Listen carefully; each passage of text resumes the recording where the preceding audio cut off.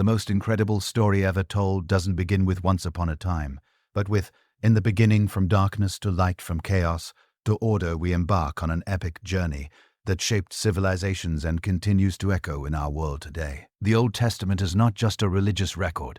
It is the grand drama of humanity in its search for meaning, filled with unlikely heroes, powerful villains, and astonishing divine interventions. Why did a patriarch nearly sacrifice his own son? How did a shepherd become the adversary of the most powerful empire on earth? What led a prosperous kingdom to collapse in just 3 generations from creation to exile? We will uncover how small choices triggered monumental consequences, how seemingly impossible promises were fulfilled in unexpected ways, and how an imperfect people carried a universal hope. Prepare yourself for a narrative where gardens speak of lost perfection, floods reveal new beginnings, abandoned towers explain our differences, and a small people in the Middle East become the epicenter of a story that continues to challenge our understanding of human destiny. This is the incredible story of the Old Testament, a tale where the supernatural meets the everyday, where the divine and the human intertwine, and where the past illuminates our present. Our journey begins at the most fundamental moment in history, the very beginning of existence. Genesis 109, moment in history, the very beginning of existence. The beginning, God created the heavens and the earth. Before this moment, only God existed, eternal, without beginning or end. By a deliberate act of will, He brought into existence everything we know. The biblical narrative describes that first the earth was formless and empty, with darkness covering the face of the deep, while the Spirit of God hovered over the waters. It was in this primordial scene that God declared, "Let there be light." Genesis 1:34 records, "And God said, Let there be light. And there was light, and God saw that the light was good, and He separated the light from the darkness." This first day established a pattern. God speaks, matter obeys, and the Creator declares His work good, good. On the second day, God separated the waters, creating an expanse called sky, the atmosphere surrounding our planet. The third day brought 2 significant acts. First, God gathered the waters below the sky, allowing dry land to appear. Then He commanded the earth to produce vegetation. Reproductive capability was embedded from the beginning, with each plant containing the code to generate similar offspring. The fourth day saw the creation of celestial bodies to provide illumination and mark time and seasons on. The fifth day, God filled the waters and skies with living creatures, blessing them to multiply. The sixth day first witnessed the creation of land animals, and as its crowning work, the creation of humanity. Finally, on the seventh day, God rested, not due to exhaustion, but to establish a pattern for His creation. This divine rest would become the foundation for the Sabbath, a day set apart for rest and worship. The formation of human beings is described in unique detail. Unlike everything that came before, humans were created in the very image and likeness of God Himself. Genesis 1:26-27 states, "Then God said, Let us make man in our image, after our likeness, and let them have dominion over the fish of the sea, over the birds of the sky, over the livestock, over all the earth, and over every creeping thing that crawls on the earth." So God created man in His own image. In the image of God He created him, male and female He created them.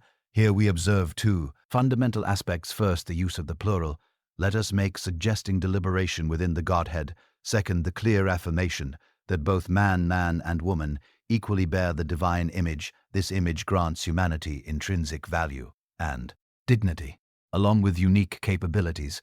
Genesis 2 provides further details. "Then the Lord God formed man from the dust of the ground and breathed into his nostrils the breath of life, and the man became a living being." This description evokes the image of a potter carefully shaping his creation. What animated this form was not a mere verbal command like in previous days, but an intimate act, the very breath of God imparting life. With the first man created, God prepared a special dwelling for him. Genesis 28:9 states, "And the Lord God planted a garden in Eden in the east, and there He placed the man whom He had formed." Eden was a place of beauty, abundance, and provision. In this garden, humanity received its primary vocation. The Lord God took the man and placed him in the Garden of Eden to cultivate it and keep it. Work was not a punishment, but part of the original design. Man was made for productive activity and responsible stewardship over creation. Along with this privilege came a clear instruction regarding the tree of the knowledge of good and evil. This single restriction, amid so much freedom, established moral choice as a fundamental element of the human experience. Yet, something was still missing. Genesis 2:18 observes, "It is not good for the man to be alone. I will make a suitable helper for him." After bringing all the animals before the man to be named God, provided the solution, so the Lord God caused the solution. Man to fall into a deep sleep. And while he slept, he took one of the man's ribs and closed up the place with flesh. Then the Lord God made a woman from the rib he had taken out of the man, and he brought her to him. Adam's response reveals the depth of this bond. "This at last is bone of my bones, and flesh of my flesh. She shall be called woman, for she was taken out of man." This first poem in history celebrates the complementarity and unity between man and woman. What was life? Like in this perfect garden before sin, the Bible gives glimpses of an existence marked by harmony on multiple levels, between humans and God, between man and woman, and between humanity and creation. The relationship with God was characterized by closeness and intimacy. Genesis 38 references God walking in the garden in the cool of the day, suggesting a regular and tangible divine presence. There were no spiritual barriers. Communion was direct and natural between man and woman. There was complete transparency. Genesis 2:25 states, "Now the man and his wife were both naked, and they felt no shame." This shameless nakedness represents a relationship without barriers, without emotional hiding, and without the need for social masks. The relationship with the environment was one of responsible stewardship, not exploitation or struggle. Work in the garden was neither toilsome nor frustrating, but rather fulfilling and productive. The earth responded generously to the care of its stewards. Death had not yet entered the world as a universal reality. Existence was marked by abundance, not scarcity. There was no need for competition over resources or anxiety about future provisions. The garden provided everything necessary for a full and satisfying life. At the same time, this was not an existence without purpose. Humans had meaningful work, clear responsibilities, and the necessity of making moral choices. The presence of the tree of the knowledge of good and evil in the center of the garden represented a clear boundary, a reminder that, though made in God's image, humans were not gods. The tree of life, also present in the garden, suggests that physical immortality was accessible to the prat. First humans' death was a potential threat, but not an inevitable reality, as it would later become in this paradise-like setting.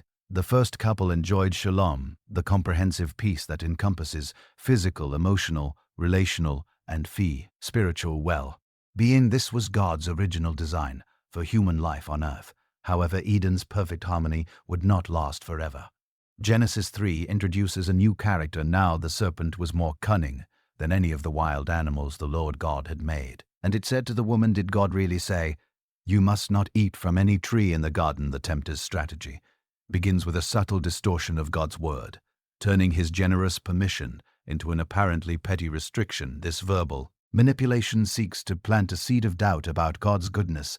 The woman responds by partially correcting the distortion, but already shows signs of negative influence by adding to the prohibition and diminishing the certainty of the consequences. The serpent then moves to direct contradiction. "You will certainly not die, for God knows that when you eat from it, your eyes will be opened, and you will be like God, knowing good and evil." This accusation suggests that God is deliberately withholding something beneficial from humans for selfish reasons. The text then describes the internal process of temptation. When the woman saw that the tree was good for food, pleasing to the eye, and desirable for gaining wisdom, she took some of its fruit and ate it. She also gave some to her husband who was with her, and he ate it. We notice three aspects of the fruit's appeal: physical, aesthetic, and intellectual. The decision to eat the fruit represented more than mere disobedience. It was a declaration of spiritual independence, a rejection of divine authority, an attempt to establish moral autonomy. A significant detail is Adam's passive presence during this event. Apparently he was present during the serpent's dialogue with the woman, but did not intervene. He failed in his role as a guardian and then consciously participated in the transgression. The fall was immediate right after eating the fruit. Then the eyes of both of them were up, and they realized they were naked, so they sewed fig leaves together and made coverings for themselves. The knowledge they gained did not bring liberating enlightenment, but rather an awareness of vulnerability and shame. The first action after the fall, covering themselves with fig leaves, symbolizes all subsequent human attempts to hide shame and project an image of self-sufficiency that masks inner brokenness. The repercussions of disobedience were immediate and far-reaching. Genesis 38 records the first spiritual consequence. Then the man and his wife heard the sound of the Lord God as he was walking in the garden in the cool of the day, and they hid from the Lord God among the trees of the garden. The relationship that was once marked by open communion was now characterized by fear and hiding. God initiates a dialogue. Where are you? This question was meant to provoke confession and self-awareness. Instead, it was met with evasion and blame-shifting. Adam implicitly blames both the woman and God. The woman you put here with me, she gave me some fruit from the tree and I ate it. The woman, in turn, shifts the blame to the serpent. The serpent deceived me and I ate. God then pronounces specific judgments for each participant, beginning with the serpent. I will put enmity between you and the woman, and between your offspring and hers. He will crush your head, and you will strike his heel. AIT. This first promise of redemption foretells a decisive defeat of evil, though at a cost to the human victor. For the woman, the consequences involved pain in childbirth and tension in the marital relationship. The man received the most extensive judgment. Work would become arduous, the ground resistant to his efforts, and death would be his inevitable fate. Yet divine mercy remained active. Even amid judgment, God provided garments of skin to cover the couple's nakedness, suggesting the first animal sacrifice. To cover human shame finally came the expulsion from the garden, not merely as punishment, but also as mercy. Preventing access to the tree of life meant avoiding the dreadful possibility of immortality in a state of perpetual sin. The garden, now guarded by cherubim, would remain in humanity's collective memory as a symbol of the lost paradise and the need for restoration that could only come through divine initiative. Out inside the Garden of Eden, the story of humanity began to unfold with the birth of the first children. Genesis 4:1-2 records the man knew his wife Eve, and she conceived and bore Cain, saying, I have gotten a man with the help of the Lord. Then she bore his brother Abel. Now Abel was a keeper of sheep, and Cain a worker of the ground. These first brothers represent two fundamental ways of human subsistence, different vocations, yet equally legitimate.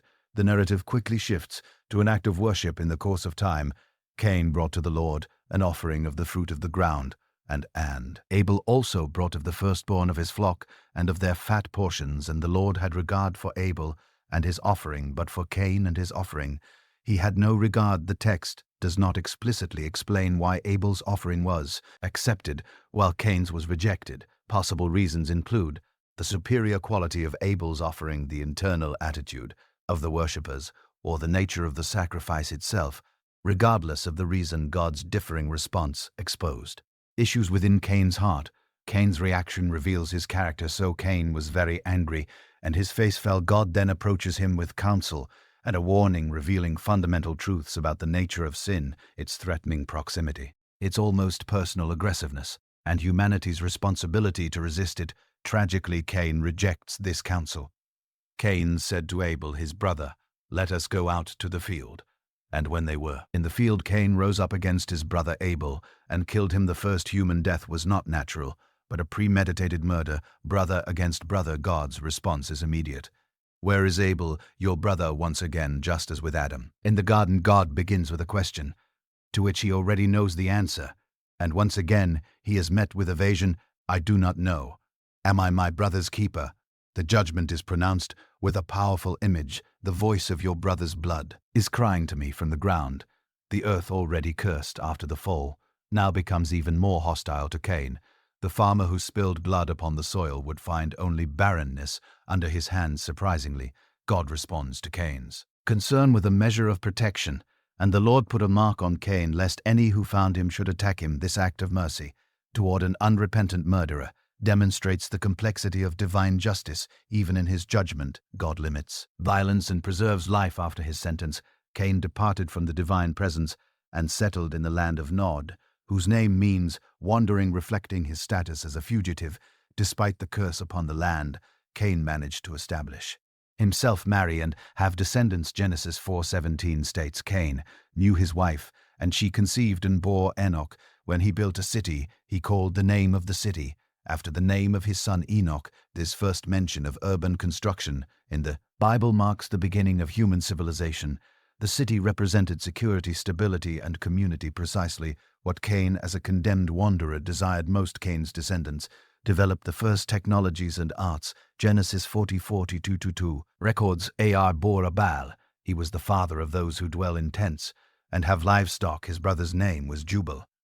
He was the father of all those who play the lyre, and Pitzilla also bore Tubal-Cain. He was the forger of all instruments of bronze and iron. Here we see the development of nomadic herding with Jubal music, with Jubal and metallurgy.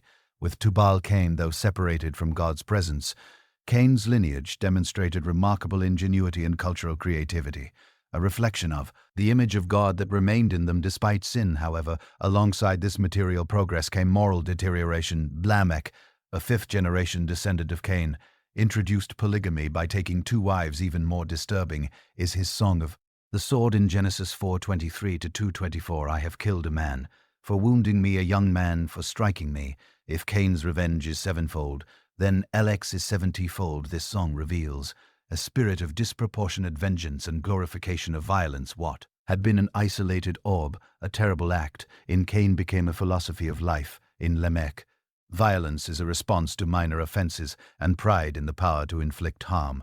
The divine prote, given to Cain as an act of mercy, is perversely transformed into an incentive for further violence. In contrast to this lineage, the narrative introduces another genealogy. Adam knew his wife again, and she bore a son and called his name Seth, for she said, God has appointed for me another offspring instead of Abel, for Cain killed him. Genesis 4:25. The name Seth means appointed or substituted, marking him as Abel's spiritual successor. The contrast between the two lineages is highlighted in Genesis 4:26. To Seth also a son was born, and he called his name Enosh. At that time, people began to call upon the name of the Lord, while Cain's descendants developed technology, arts, and cities. Seth's descendants cultivated systematic worship.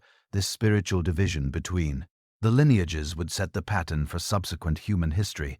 Genesis 5 presents a surprising genealogy from Adam to Noah. Notable for the extraordinary lifespans recorded the pre-flood, patriarchs lived an average of over 900 years, with Methuselah reaching the record of 969 years, the longest human lifespan in biblical history. This longevity could reflect different physical conditions in the pre-flood world, a greater temporal proximity to the original perfection of creation, or even a specific divine purpose in establishing the human race. Regardless of the explanation, these long lifespans allowed for a tremendous accumulation of knowledge and experience within individuals, as well as significant generational overlap. In the genealogy of Genesis 5, the repeated phrase lived years and died serves as a constant reminder of the reality of death introduced by the fall. Even with extraordinarily long lifespans, the sentence of mortality remained in effect. Each patriarch, no matter how long he lived, eventually faced the return to dust. One character stands out as an exception to this pattern. Genesis 5:2-3-4 records Enoch lived 665 years and fathered Methuselah after hethered Methuselah. Enoch walked with God for 300 years, and Enoch walked with God, and he was no more because God took him, unlike everyone else on the list. Enoch did not die. He was translated, taken directly into the divine presence. What set Enoch apart was his walk with God, the same phrase later used to describe Noah. This intimacy with the Creator, this alignment of wills and purposes, marks Enoch as an extraordinary example of faithfulness. In an era of increasing corruption, his sudden disappearance must have made a profound impression on his contemporaries, signaling that communion with God transcends even the boundaries of physical death.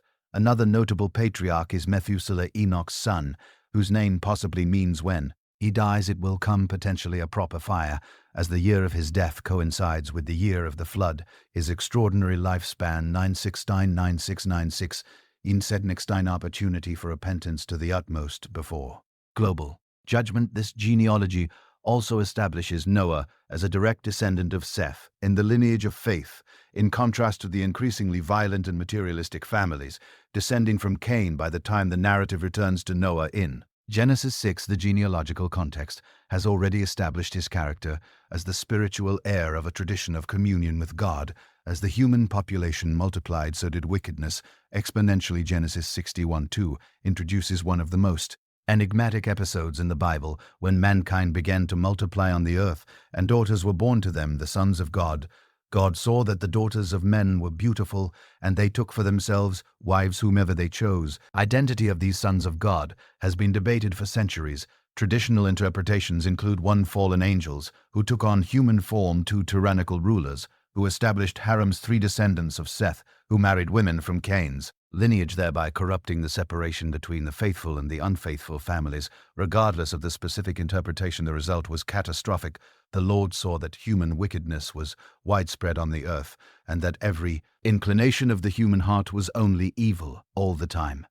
Genesis 6:5. This description reveals not just external acts of violence or injustice, but a corruption of human intentionality itself, thoughts, desires, and motivations perverted at their core. The divine response was profound sorrow, so the Lord regretted that he had made man on the earth, and he was deeply grieved. Genesis 66. This divine regret does not indicate a change of mind due to error, but rather deep emotional pain over the perversion of his beloved creation. The anthropomorphic language conveys the gravity with which God regards human wickedness.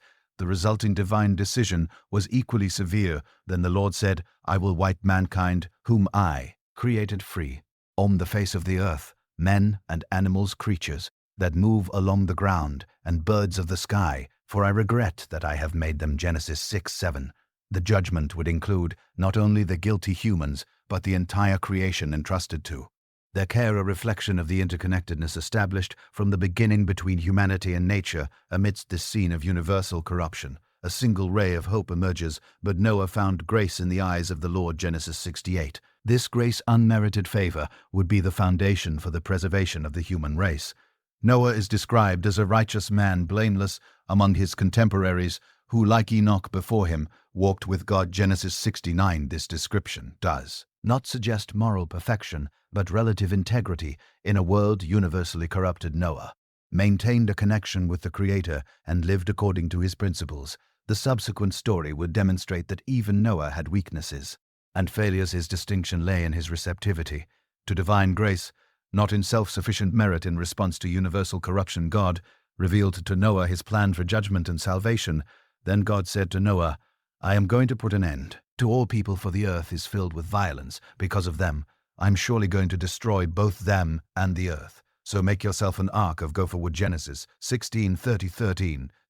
The instructions for building the ark were meticulously specific. Gopher wood, possibly cypress, coated inside and out with pitch for waterproofing, with dimensions of 300 50 30 cubits, approximately 350 out, 250 out, 254 m3 decks, a side door, and a window. These specifications produced a vessel not for navigation but for flotation stability and capacity.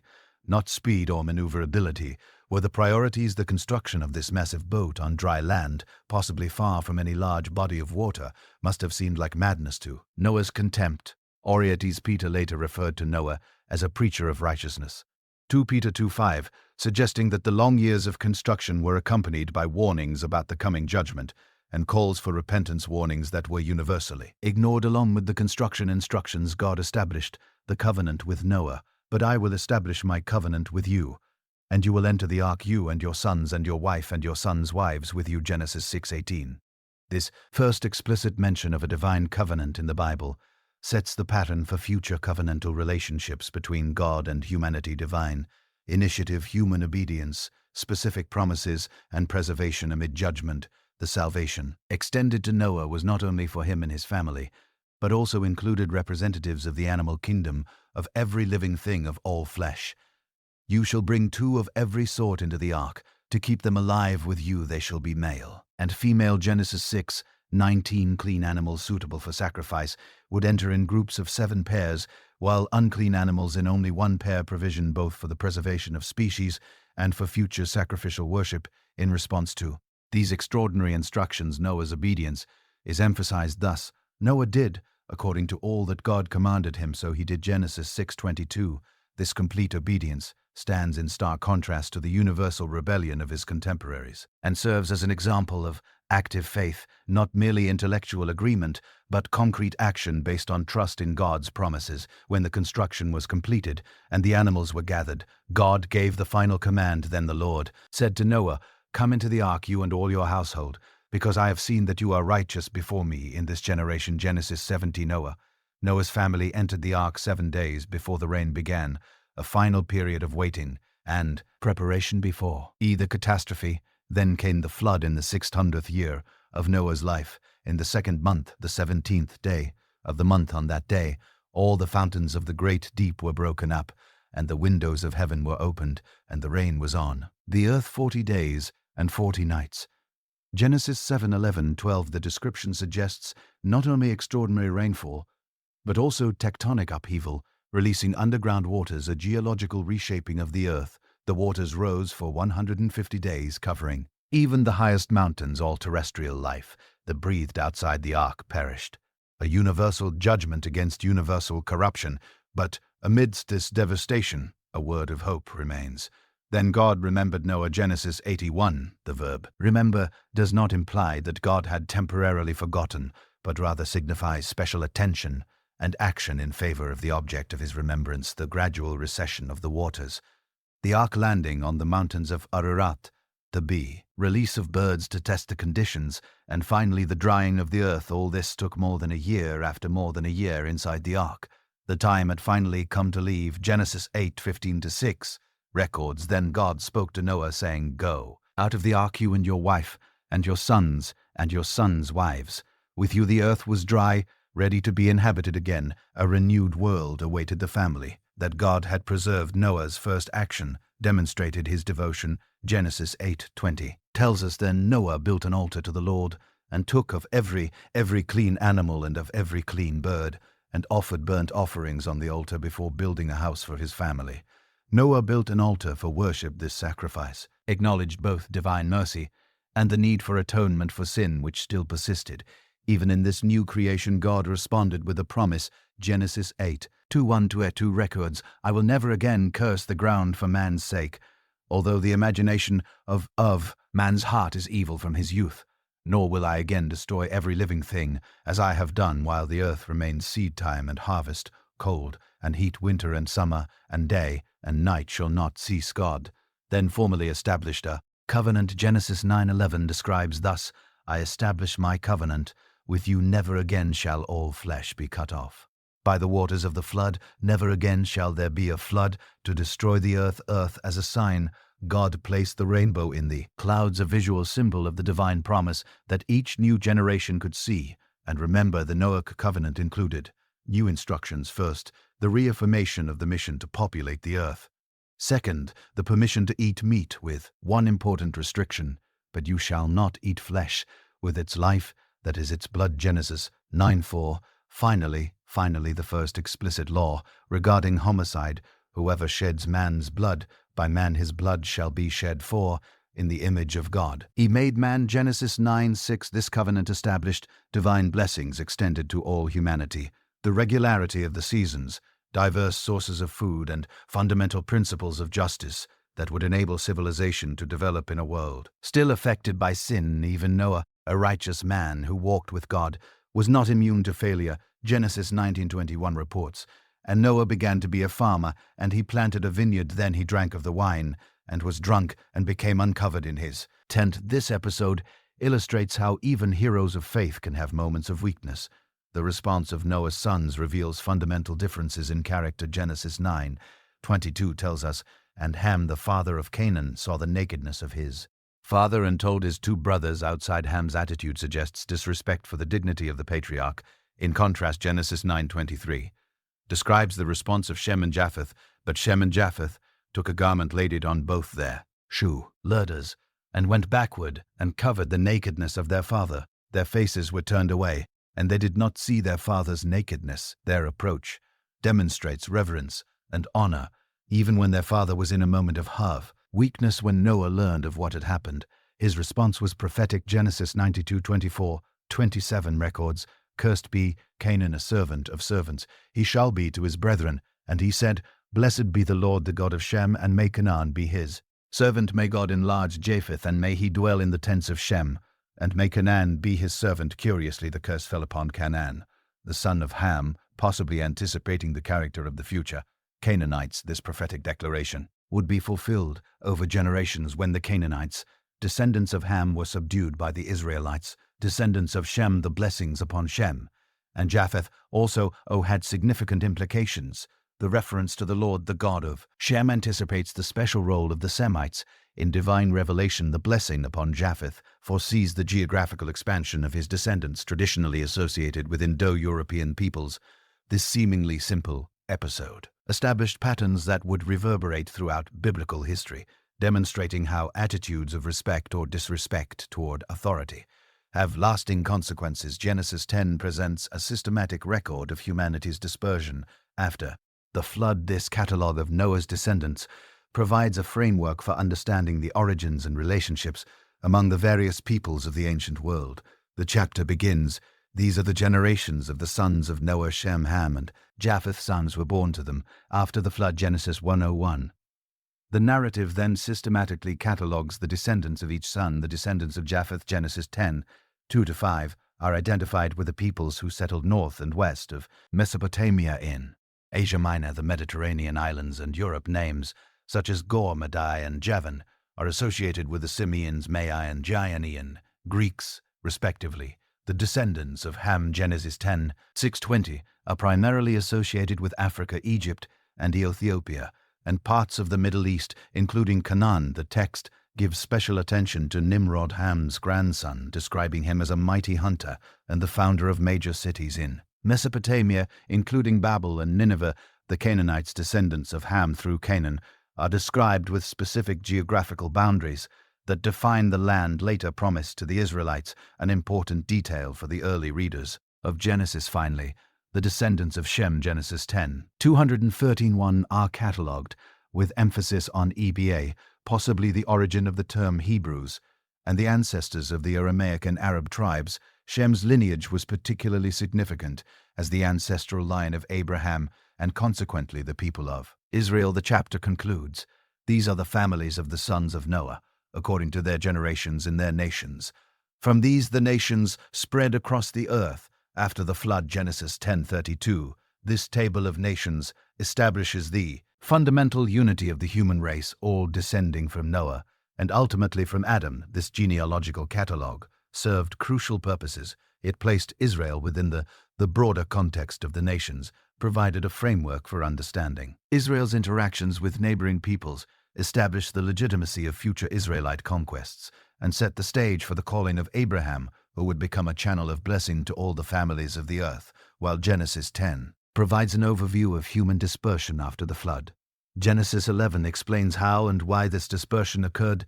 The narrative begins, "Now the whole earth had one language and one speech." Genesis 1:9-20. This original linguistic unity facilitated unrestricted collaboration among all peoples. A significant group migrated eastward and settled in the plain of Shinar, Mesopotamia. There, their unity became the catalyst for an ambitious project. Genesis 11:4 recounts, "Come, let us build ourselves a city and a tower, whose top reaches the heavens, and let us make a name for ourselves, lest we be scattered over the face of the whole earth." This project revealed problematic motivations. The tower, whose top reaches the heavens, suggests not only technological ambition, but possibly an attempt to attain divine status. The determination to make a name for ourselves reflects collective pride. Most revealing is the motivation, "lest we be scattered," a direct rejection. The divine command to fill the earth, Genesis 91. The divine response is described in almost ironic terms. "The Lord came down to see the city and the tower that the sons of men were building." Genesis 11:5, the image of God coming down to examine what humans considered their greatest achievement, highlights the disparity between human ambition and divine reality. God's judgment expresses concern about the implications of a unified humanity in rebellion. Indeed, the people are one and they all have one language. This is only the beginning. Now, nothing they propose to do will be withheld from them. Genesis 116:6. The intervention aimed to limit the potential for coordinated evil. "Come, let us go down and confuse their language so that they may not understand one another's speech." So the Lord scattered them from there over the face of all the earth, and they stopped building the city. Genesis 11:7-8. The introduction of multiple languages created communication barriers that fragmented human society. The name of the place, Babel, confusion, came to symbolize the futility of autonomous human ambition. However, the linguistic and geographical dispersion also contained mercy, preventing the consolidation of evil on a global scale. and promoting the development of distinct cultures with unique contributions. Ironically, the builders' goal, "let us make a name for ourselves," was indeed accomplished, but as a symbol of the failure of human pride before. Divine sovereignty after Babel, the narrative shifts dramatically in focus from all of humanity to a single family. This transition is facilitated by a genealogy in Genesis 123, tracing the lineage from Shem to Terah and his sons, including Abram, later called Abraham. The genealogy establishes Abram as a direct descendant of Shem, heir to the blessing pronounced by Noah, and part of the lineage that preserved some knowledge of the true God in an increasingly idolatrous world. Initially, Terah leads a family migration from Ur of the Chaldean toward Canaan, but the journey stops midway in Haran, where Terah dies. It is in this context, Abram already 75 years old and settled in Haran, that the divine call occurs, changing the course of redemptive history. Genesis 21:3 records, "Now the Lord said to Abram, 'Get out of your country, from your family, and from your father's house, to the land that I will show you. I will make you into a great nation, will bless you and make your name great. Be a blessing. I will bless those who bless you and curse those who curse you. In you all the families of the earth shall be blessed.'" This calling required a threefold departure from his land, his people, and his father's household, essentially asking Abram to leave behind everything that provided identity and security. In the ancient world, the promises encompassed three main spheres: land, the land that I will show you; offspring, I will make you into a great nation, a significant promise, considering that Sarai was barren, and blessing both for Abraham personally and through him for all the families of the earth. This last promise is particularly notable in the post-Babel context. After humanity's dispersion, God initiated a process of reunification and restoration, not through a human project like the Tower, but through his own redemptive initiative, channeled through a chosen man. Abram's response is described with simplicity. "So Abram went as the Lord had told him," Genesis 12:4. Without recording any deliberation, the text simply presents Abram's obedience as immediate and complete, an extraordinary act of faith, as Hebrews 118 later comments, "by faith," as Hebrews 188. Called to go to a place he would later receive as his inheritance, obeyed, and went even though he did not know where he was going. In Canaan, Abram received further confirmation. "The Lord appeared to Abram and said, 'To your offspring I will give this land,' Genesis 12:7. The land that I will show you was now identified as Canaan, the same region inhabited by the descendants of Canaan, upon whom Noah's curse had been pronounced. Abram's response was to build an altar, the first of several he would establish at key points along his journey through Canaan. These altars were places of worship and territorial markers, symbolic affirmations of his descendants' future possession of the land. After calling, Abraham's life was marked by physical journeys that mirrored his spiritual journey of faith. Upon arriving in Canaan, he did not settle permanently in one place, but traveled through the land from Shem to Bethel, and then to the Negev. This pattern of movement, often accompanied by the building of altars, reflects Abraham's nature as a pilgrim dwelling in the promised land, yet as a foreigner trusting in divine promises. Soon after his arrival, Abraham faced his first test. Now there was a famine in the land, and Abram went down to Egypt to live there for a while. Because the famine was severe, Genesis 1:12, this crisis temporarily led him out of the promised land. Fearing for his safety, Abraham asked Sarai to present herself only as his sister, a half-truth that concealed their marital relationship as expected. Sarai's beauty attracted aristocratic attention, and she was taken into Pharaoh's household. The situation became potentially catastrophic. The mother of the promised nation was now in Pharaoh's harem. However, God intervened, but the Lord inflicted serious diseases on Pharaoh and his household because of Abram's wife Sarai. Genesis 12:10. After this episode, Abraham returned to Canaan and faced a familiar challenge when the land's limited resources created tension between his herdsmen and Lot's. With remarkable generosity and trust, Abraham offered Lot the first choice of territory. Lot chose the fertile plain of the Jordan, eventually settling in Sodom. Following this separation, God renewed his promise: "Lift up your eyes from where you are and look north and south, east and west. All the land that you see, I will give to you and your offspring forever." Genesis 1:45. The promise now included specific details about the extent of the territory. Later, Abraham was drawn into a regional conflict when Mesopotamian kings attacked the cities of the plain and took Lot captive. Abraham mobilized his men, rescued Lot, and recovered The plundered goods this episode introduced Melchizedek, the mysterious king priest of Salem, who blessed Abraham and received a tithe from him. After these events, God formalized his covenant with Abraham through a solemn ritual involving divided animals and a flaming torch that passed between the pieces. Genesis 15:1-9 records on that day. The Lord made a covenant with Abram, saying, "To your descendants I give this land, from the river of Egypt to the great river, the Euphrates." This ceremony sealed the divine promises with a sacred and irrevocable commitment, with God alone assuming responsibility for fulfilling the covenant. These repeated confirmations of divine promises strengthened Abraham's faith throughout his long journey as a pilgrim in the land that would one day belong to his descendants. Abraham's family life revealed both his faith and his human frailties. The central Chianang was the apparent impossibility of fulfilling the promise of numerous offspring, as Sarai, Abram's wife, had borne him no children. Genesis 16, after 10 years in Canaan, with no sign of an heir, Sarai proposed a culturally common solution of the time the Lord has kept me from having children. Go sleep with my servant, perhaps I can build a family through her. Genesis 16:2. Abraham accepted this proposal, and Hagar, Sarah's Egyptian servant, conceived a child. The consequences were immediate and problematic. When she knew she was pregnant, she began to despise her mistress. Genesis 64.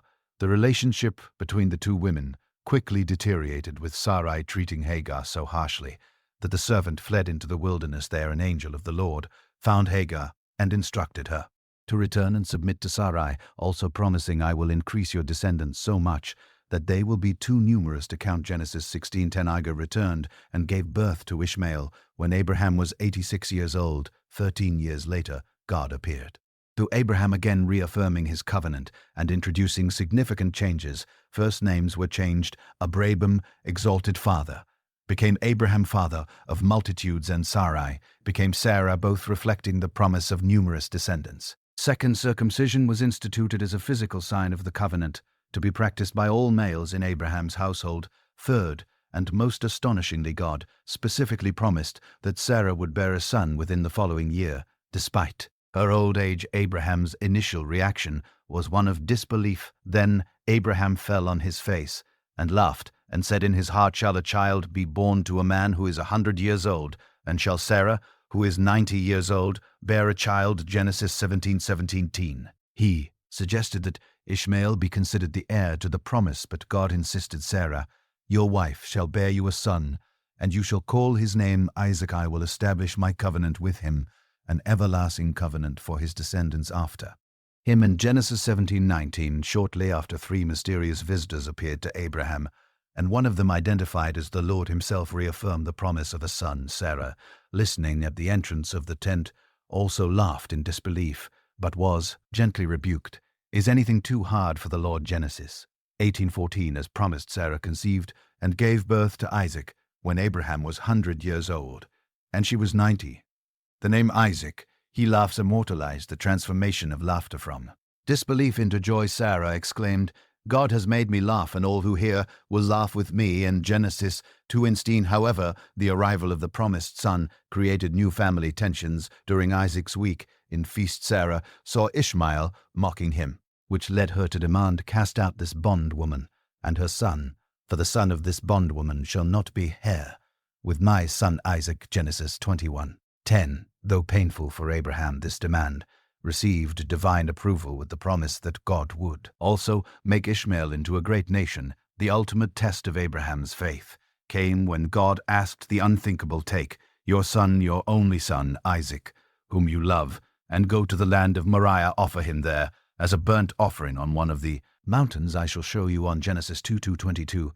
Without questioning, Abraham obeyed, prepared for the sacrifice, and was stopped at the last moment by divine intervention. This extraordinary event demonstrated both Abraham's absolute trust in God and God's rejection of human sacrifice. Instead, God provided a ram as a substitute, foreshadowing the principle of sacrificial substitution, which would become central to Israelite theology. This final test resulted in the most emphatic confirmation of the covenant. "By myself I have sworn, declares the Lord, because you have done this, I will surely bless you, and through your offspring all nations on earth will be blessed." Genesis 20:16. After Sarah's death, Abraham sought a wife for Isaac from his own relatives in Haran, rather than among the Canaanites his servant, providentially guided, found Rebekah at a local well, and recognized her as God's chosen bride for Isaac. Genesis 20:46-7 describes the beginning of their marriage. Isaac brought her into his mother Sarah's tent.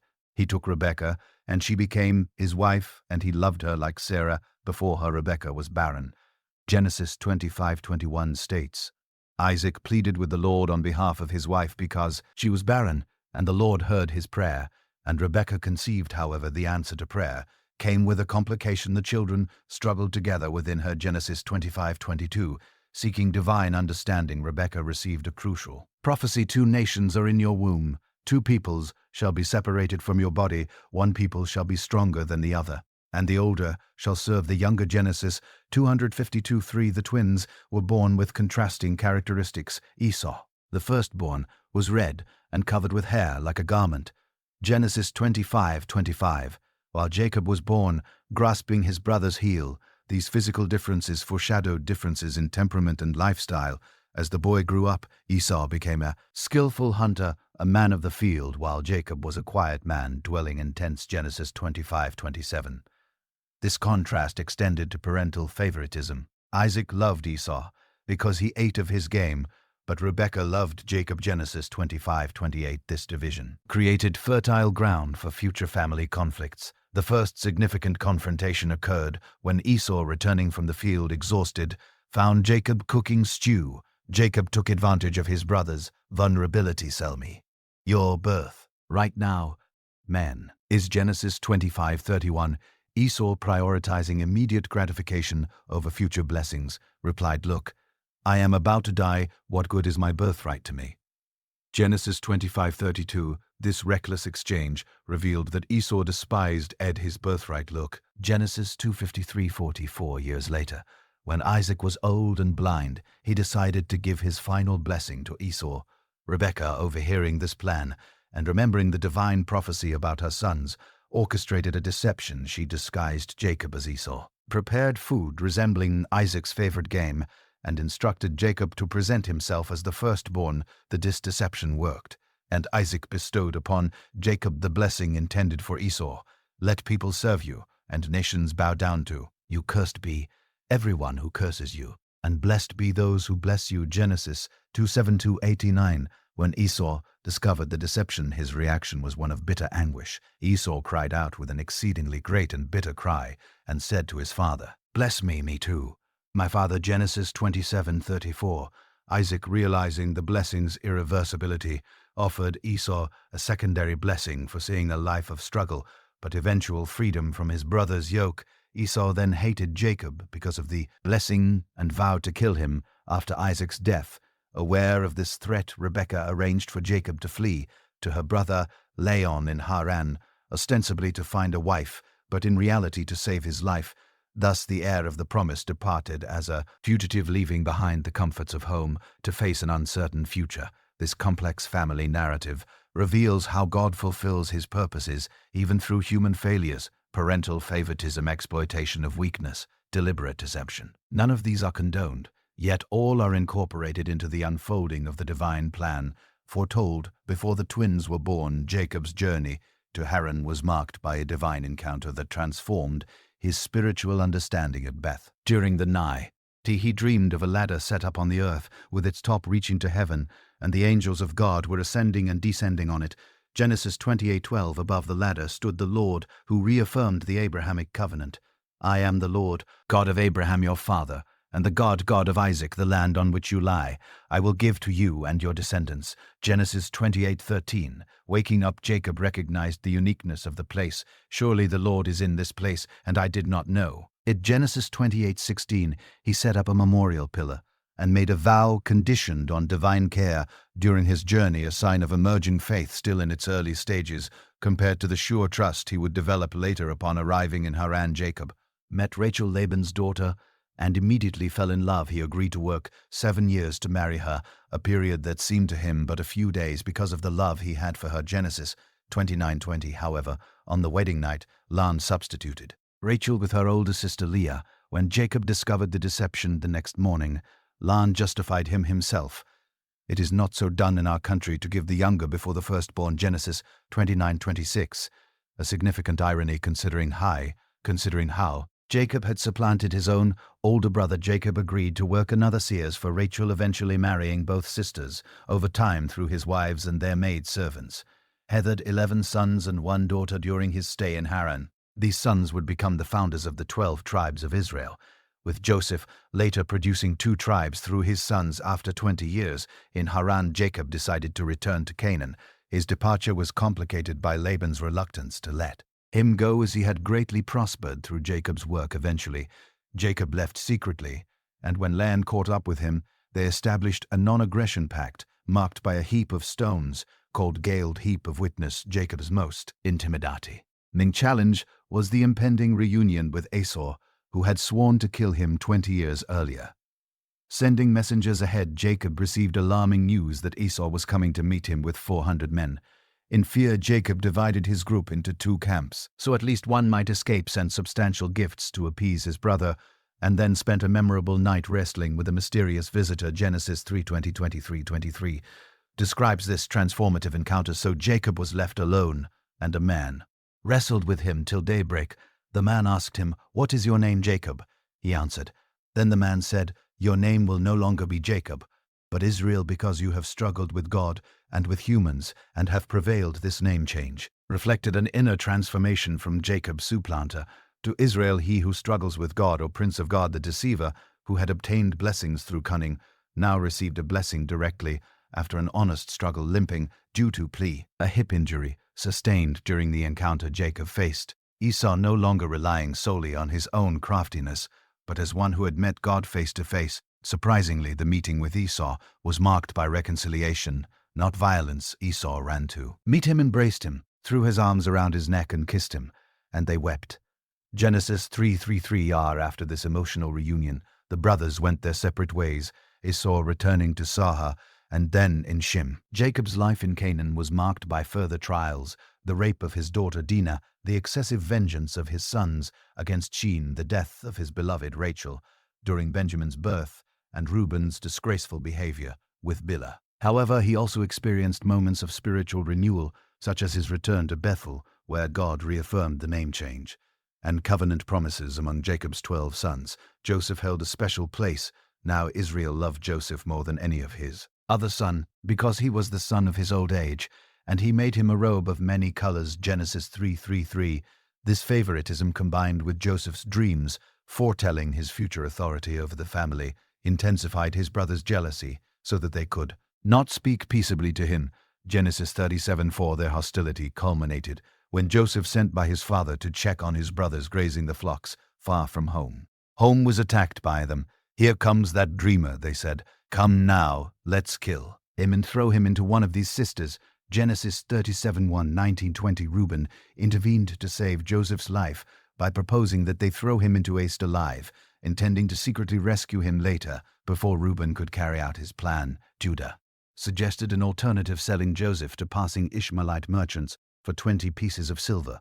Joseph was sold and taken to Egypt to cover up their crime. The brothers dipped Joseph's special robe in goat's blood and presented it to Jacob, allowing him to conclude that his beloved son had been killed by a wild animal in Egypt. Joseph was sold to Potiphar, an officer of Pharaoh, where he initially prospered. The Lord was with Joseph so that he became a successful man. His master saw that the Lord was with him and that the Lord gave him success in everything he did. Genesis 39:2-3. This prosperity led Potiphar to appoint Joseph as the overseer of his entire household. Joseph's fortunes took a turn when Potiphar's wife attempted to seduce him. He consistently resisted, declaring, "How then could I do such a wicked thing and sin against God?" Genesis 3:9. Rejected, she falsely accused him of attempted rape, resulting in his imprisonment. Even in prison, the Lord was with Joseph and showed him kindness and granted him favor in the eyes of the prison warden. Genesis 39:21. Who put him in charge of the other prisoners there. Joseph interpreted the dreams of 2 of Pharaoh's officials, the chief cup bearer and the Beder chief baker. When his interpretations came true, the cupbearer's restoration and the baker's execution, Joseph asked the cupbearer to remember him before Pharaoh. However, the chief cupbearer did not remember Joseph. He forgot him. Genesis 40:23, 2 years later, when Pharaoh had troubling dreams that none of his magicians could interpret the cupbearer. Finally remembered Joseph brought out of prison. Joseph told Pharaoh, "I cannot do it, but God will give Pharaoh the answer he desires." Genesis 4:1900.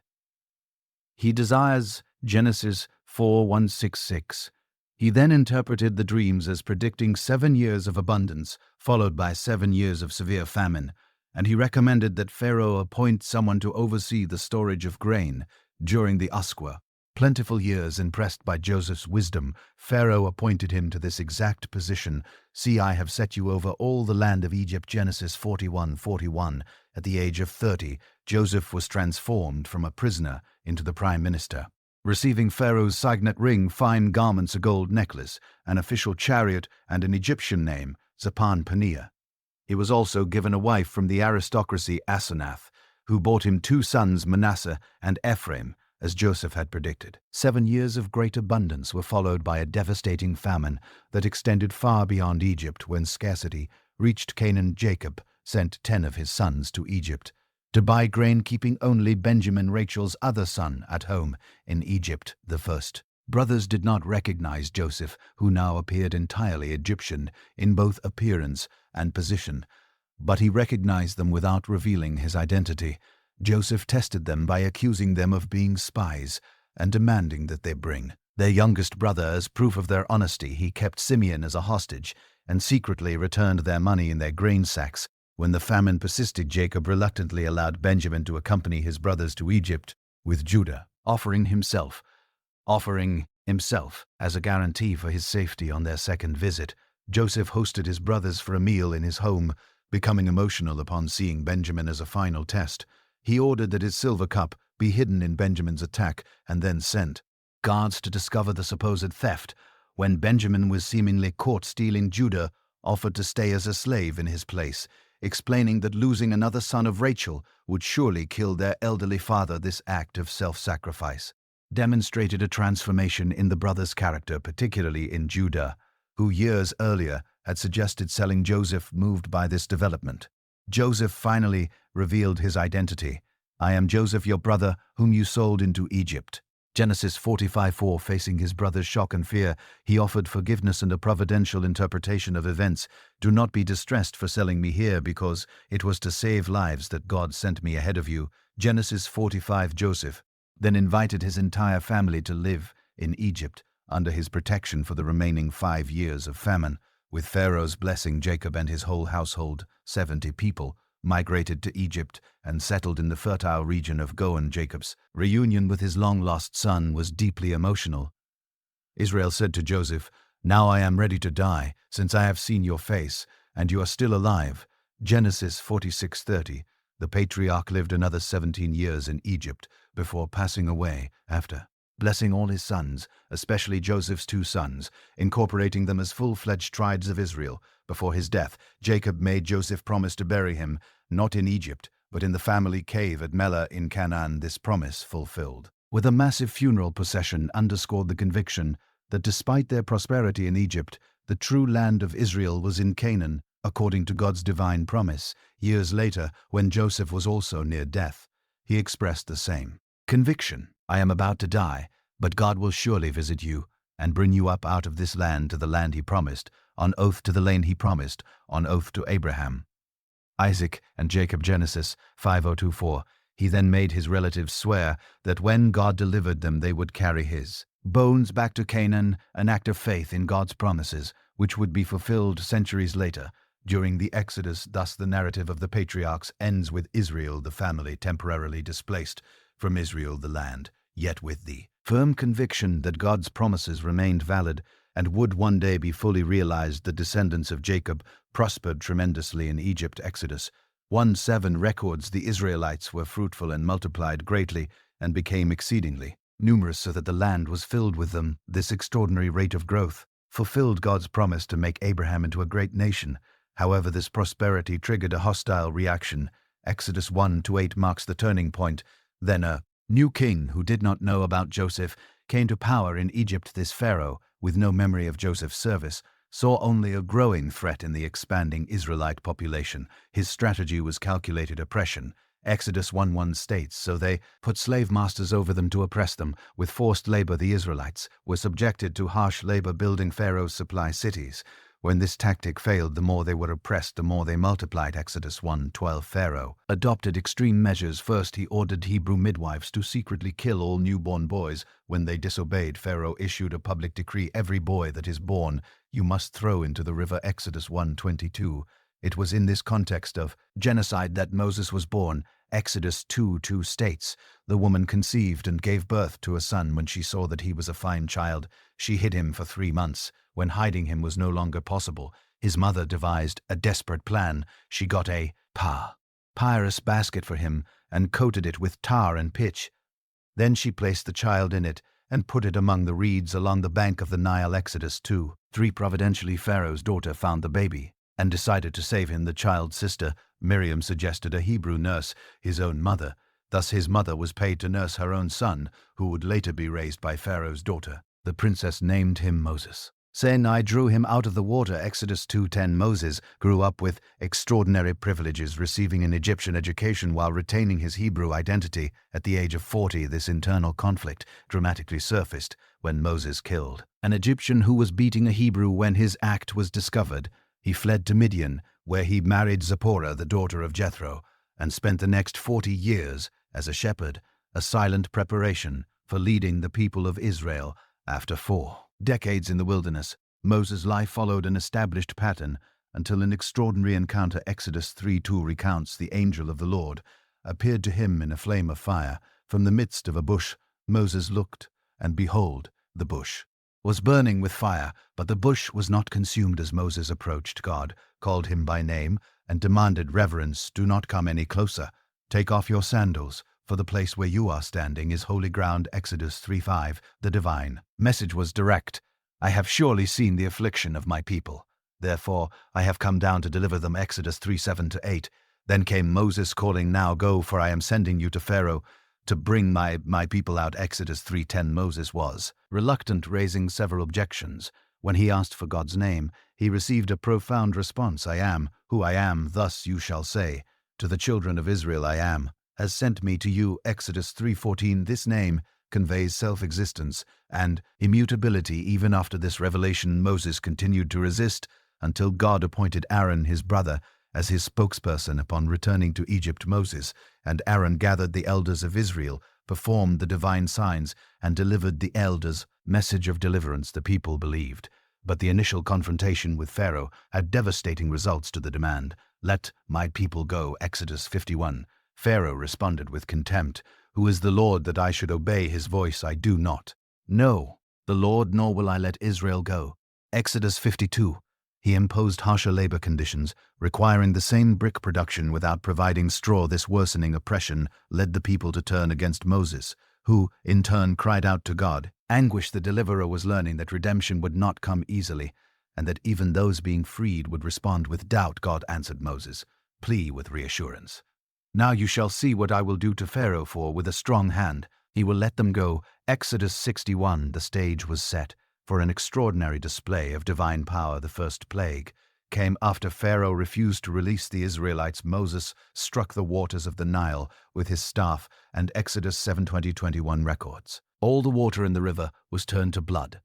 The fish in the river died, and the river stank. This judgment targeted the Nile, which the Egyptians regarded as divine. When Pharaoh remained stubborn, a second plague followed. Frogs emerged from the Nile and overran Egypt. This plague struck Hiat, the Egyptian goddess of fertility. Pharaoh begged for relief, promising to free Israel, but changed his mind once the plague ended. The third plague, lice or gats infesting both humans and animals, came without warning. Pharaoh's magicians, who had previously replicated the signs, now failed and admitted this is the finger of God. Exodus 8:19. The fourth plague, swarms of flies, introduced an important distinction. I will make a difference between my people and your people. Exodus 8:23. The subsequent plagues would not affect the Israelites in Go, and the fifth plague brought a deadly pestilence upon Egyptian livestock, to directly impacting the Egyptian deities. Associated with animals, the sixth plague caused boils that broke out in sores on both man and beast. Exodus 9:10. The seventh plague, hail mixed with fire, was preceded by a warning to shelter people and animals. Some Egyptians feared the word of the Lord and took precautions. Others ignored the warning and suffered heavy losses. The eighth plague, locusts, that devoured all remaining vegetation. Even Pharaoh's own servants to plead for the Israelites.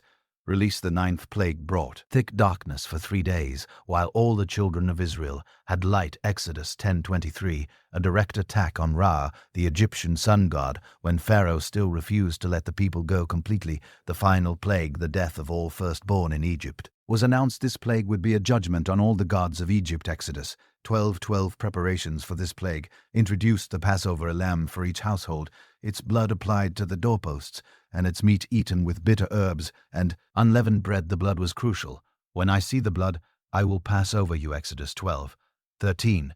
At midnight judgment struck as foretold.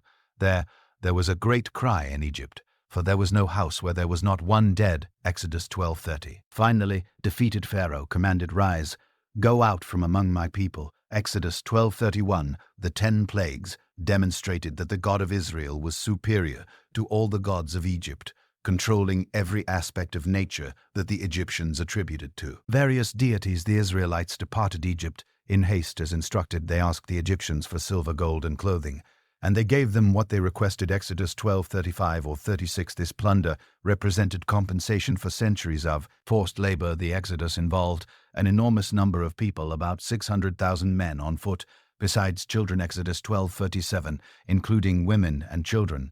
The total population likely exceeded 2 million from the very beginning. God guided their journey. The Lord went before them by day in a pillar of cloud, and by night in a pillar of fire. Exodus 13:21. This visible manifestation of the divine presence provided constant direction. Surprisingly, God did not lead them by the shortest route, but instead took them along a path that left them trapped between the sea and the pursuing Egyptian forces. Shortly after the Israelites' departure, Pharaoh mobilized his army to recapture them.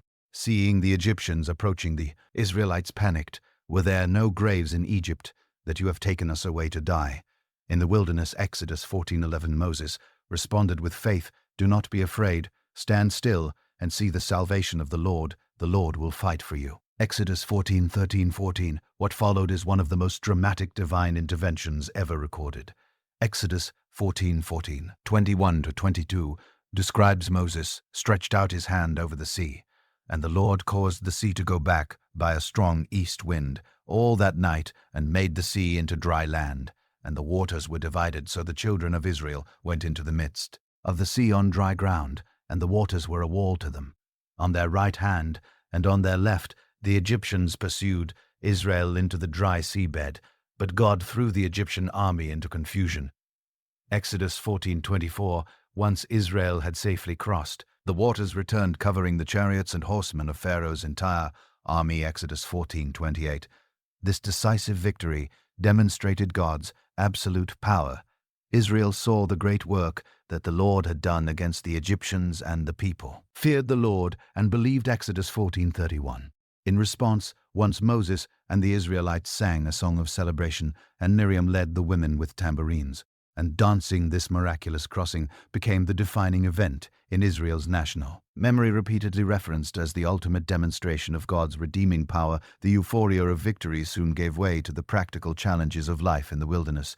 Just 3 days after the crossing, they faced their first crisis. They came to Marah, but they could not drink the water there because it was bitter. Exodus 15:23. The people turned against Moses, who cried out to God, instructed to throw a piece of wood into the water. Moses made it drinkable. This first test established a pattern: crisis, complaint, divine intervention, and spiritual lesson. The next stop was Elim with 12 springs and 70 palm trees. Exodus 15:27, a temporary oasis. Soon they faced another crisis when their supplies from Egypt ran out, leading to more complaints. God responded with 2 forms of provision. In the evening you will eat meat, and in the morning you will be filled with bread. Exodus 16:12. Quails covered the camp at night, and in the morning manna appeared, small round flakes like frost on the ground. Exodus 16:14. This manna came with specific instructions: gather only enough for each day, except on the 6th day when they were to collect a double portion for the Sabbath. These rules taught daily dependence on God and the observance of the Sabbath. The Israelites ate manna for 40 years until they reached the inhabited land. Exodus 16:35. At Rephidim they faced another water cry. As God instructed Moses to strike a rock with his staff, and water flowed abundantly also at Rephidim. They encountered their first military challenge when the Amalekites attacked during the battle led by Joshua. Moses had to keep his hands raised for Israel to prevail. When he grew tired, Aaron and Hur supported his hands until sunset, ensuring victory over the Amalekites. This episode illustrated the combination of human effort and divine dependence. Finally, before reaching Sinai, Israel received a visit from Jethro, Moses' father-in-law, who offered wise administrative advice. Seeing Moses overwhelmed by judging the people's disputes, Jethro suggested delegating authority to judges over groups of varying sizes. Moses implemented this system, allowing for more efficient governance during their wilderness journey. In the 3rd month after leaving Egypt, the Israelites arrived at the wilderness of Sin and camped before T.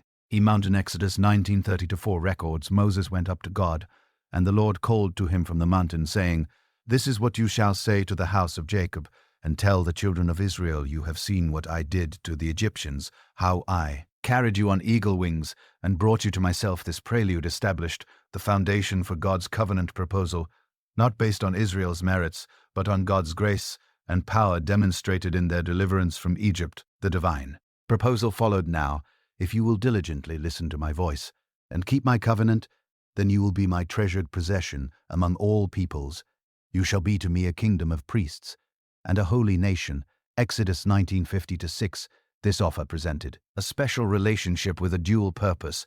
Israel would be both God's treasured possession, exclusive relationship, and a kingdom of priests, a mediating role between God and the nations. This covenant did not annul the previous promise to Abraham, but provided the framework for its fulfillment. The people's response was unanimous. "Everything the Lord has spoken, we will do." Exodus 19:80. This immediate acceptance, though sincere at the moment, would be tested repeatedly in the days and years to come. With the covenant preliminarily accepted, preparations began for the formal divine revelation. Moses instructed the people to consecrate themselves for 2 days, washing their clothes and abstaining from sexual relations. Boundaries were set around the mountain. "Beware of going up the mountain or touching its edge. Whoever touches the mountain will be put to death." Exodus 19:12. This separation emphasized God's holiness and the necessity of reverent approach. On the 3rd day, the divine manifestation was awe-inspiring. Exodus 19:16-9 describes, "On the morning of the 3rd day there was thunder and lightning, and a thick cloud over the mountain, and a very loud trumpet blast. The whole Mount Sea was cove, red with smoke, because the Lord had descended on it. In fire its smoke ascended like the smoke of a furnace, and the whole mountain trembled violently. The sound of the trumpet grew louder and louder." This theophany, a visible manifestation of God, conveyed both majesty and fear. The people trembled and stood at a distance. Exodus 20:18. Recognizing God's transcendence from this dramatic setting, God delivered the 10 Commandments, which would form the core of the covenant. The 10 Commandments, also known as the Decalogue, represent the moral foundation of the Sinai covenant, recorded in Exodus 22-17 and reiterated in Deuteronomy 5-6-2. These fundamental principles shape the relationship between God and Israel. Decalogue begins with a historical prologue.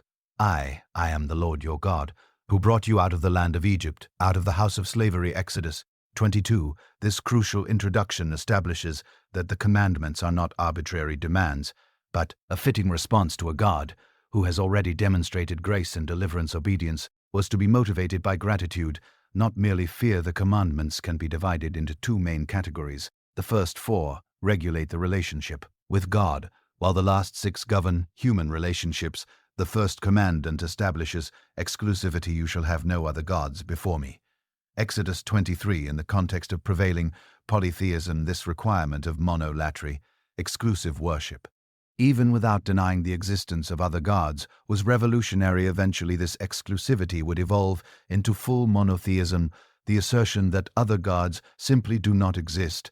The second commandment prohibits worship images. "You shall not make for yourself a carved image."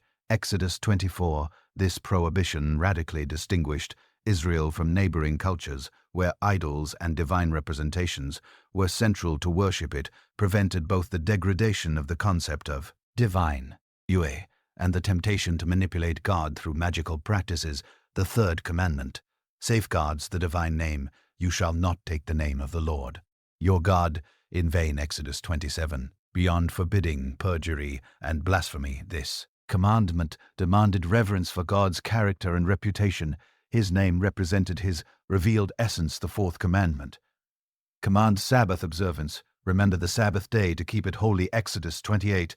This weekly rest had multiple dimensions. It commemorated creation.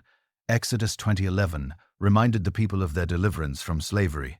Deuteronomy 5:15 provided necessary physical rest and established a balanced rhythm between work and worship. The fifth commandment requires honoring parents. Honor your father and your mother, Exodus 20:12, as the only commandment with a specific promise, so that your days may be long. This obligation established a family order that underpinned the entire social stops. Social structure. Respect for parental authority was essential for the transmission of values and traditions. The sixth commandment protects human life. You shall not murder, Exodus 20:13. This prohibition against unlawful killing was based on the unique value of human life. As bearing the divine image, it did not forbid all forms of taking life, such as judicial execution or defensive war, but established the sanctity of life as a fundamental principle. The seventh commandment protects marriage. You shall not commit adultery, Exodus 24. This commandment safeguarded the institution of marriage, essential for family and social stability. A tenth position among the 10 reflects the fundamental importance of the family within the covenant community. The eighth commandment protects property. You shall not steal, Exodus 20:15, recognizing the right to private property. This prohibition laid the foundation for fair economic relationships and respect for personal boundaries. The ninth command, Nat, protects truth. You shall not bear false witness against your neighbor, Exodus 20:16. Although its immediate context is judicial, the principle extends to all honest communication. Truth was essential for communal trust and the administration of justice. The 10th commandment regulates inner desire. You shall not covet, Exodus 20:17. Going beyond external actions, this commandment reaches motivations and attitudes. It acknowledges that disordered desires are the root of behavioral violations and that true righteousness includes inner purity. These fundamental principles were unique among ancient legal codes for their brevity, simplicity, and concern for inner motives. They provided a moral framework that would be elaborated into hundreds of specific laws and later summarized by Jesus in the dual commandment to love God and neighbor. After the presentation of the Decalogue, Moses received additional laws that applied the core principles to specific situations. This expanded set of regulations, Exodus 20:22 to 2333, known as the Book of the Covenant, covered 3 main categories: civil, criminal, and ceremonial laws. The civil laws regulated aspects such as slavery, with humanitarian protections uncommon for the time, liability for damages, loans, and the treatment of foreigners, widows, and orphans. Notably, these laws often displayed compassion beyond contemporary norms, as seen in Exodus 22:67. If you take your neighbor's cloak as a pledge, you shall return it to him before the sun goes down, for that is his only covering. What will he sleep in? And when he cries out to me, I will hear him. For I am compassionate. The criminal laws established punishments for various offenses, incorporating the principle of proportional retribution. Eye for eye, tooth for tooth. Exodus 20:24. Far from promoting vengeance, this principle actually limited excessive retaliation, ensuring that punishment did not exceed the retaliation. Crime. The sea. Ceremonial laws covered worship festivals, first fruits, and tithes. They prohibited idolatrous practices from neighboring nations and established 3 major annual feasts where all men were to appear before the Lord after receiving these laws. Moses led a solemn ceremony to formally ratify the covenant. Exodus 24:4-8 describes Moses wrote down all the words of the Lord, and rising early in the morning, he built an altar at the base of the mountain and 12 pillars for the 12 tribes of Israel. Moses took the blood and sprinkled it on the people and said, "Here is the blood of the covenant that the Lord has made with you." According to all these words, this ritual followed the pattern of covenant ceremonies in the ancient Near East with significant elements. The written record established clear terms. The altar and 12 pillars represented the parties in the agreement. The sacrifices symbolized commitment unto death, and the blood sprinkled on both the people and the altar created a shared bond. The phrase "blood of the covenant" highlighted the gravity of this mutual commitment. Following this ratification, an extraordinary covenant meal took place. Exodus 290:40-11 recounts Moses and Aaron, Nadab, and Abu, and 70 of the elders of Israel went up, and they saw the God of Israel. Under his feet was something like a pavement of sapphire stone, as clear as the sky itself. They gazed upon God, and they ate and drank this table. Fellowship symbolized peace and acceptance, visually confirming the restored relationship between God and Israel's representatives. After this meal, Moses was called to ascend further up the mountain to receive additional instructions. Exodus 24:12 explains the Lord said to Moses, "Come up to me on the mountain, and stay there, and I will give you the stone tablets with the law and commandments I have written for their instruction," accompanied by Joshua, part of the way Moses entered the cloud covering the mountain and remained there for 40 days and 40 nights. During this period, Moses received detailed instructions for the tabernacle, the portable center of worship, where God would dwell among his people. This extension of the Sinai revelation was crucial in establishing appropriate standards for divine worship. In the wilderness, Moses' prolonged absence created anxiety among the people. Exodus 321 records, when the people saw that Moses delayed in coming down from the mountain, they gathered around Aaron and said to him, "Get up, make us gods who will go before us. As for this Moses, the man who brought us out of the land of Egypt, we don't know what has happened to him." This impatience revealed how superficially Israel had understood the first and second commandments, which they had received just weeks earlier. Their demand for visible gods showed an attachment to Egyptian religious patterns and a fear of apparent abandonment by their leader. Surprisingly, Aaron gave in easily. Aaron said to them, "Take off the gold earrings and bring them to me." He took what they handed him, made it into a cast cow. Exodus 32:32-24. This cow or young bull likely did not represent another god, but rather an image of Yehu himself, as suggested by Aaron's declaration, "These are your gods, O Israel, who brought you up out of the land of Egypt." Exodus 32:4. This made the transgression more subtle. It was not a complete rejection, for other deities, but an attempt to worship Uikwai through forbidden images, possibly following Egyptian models like the Apis bull.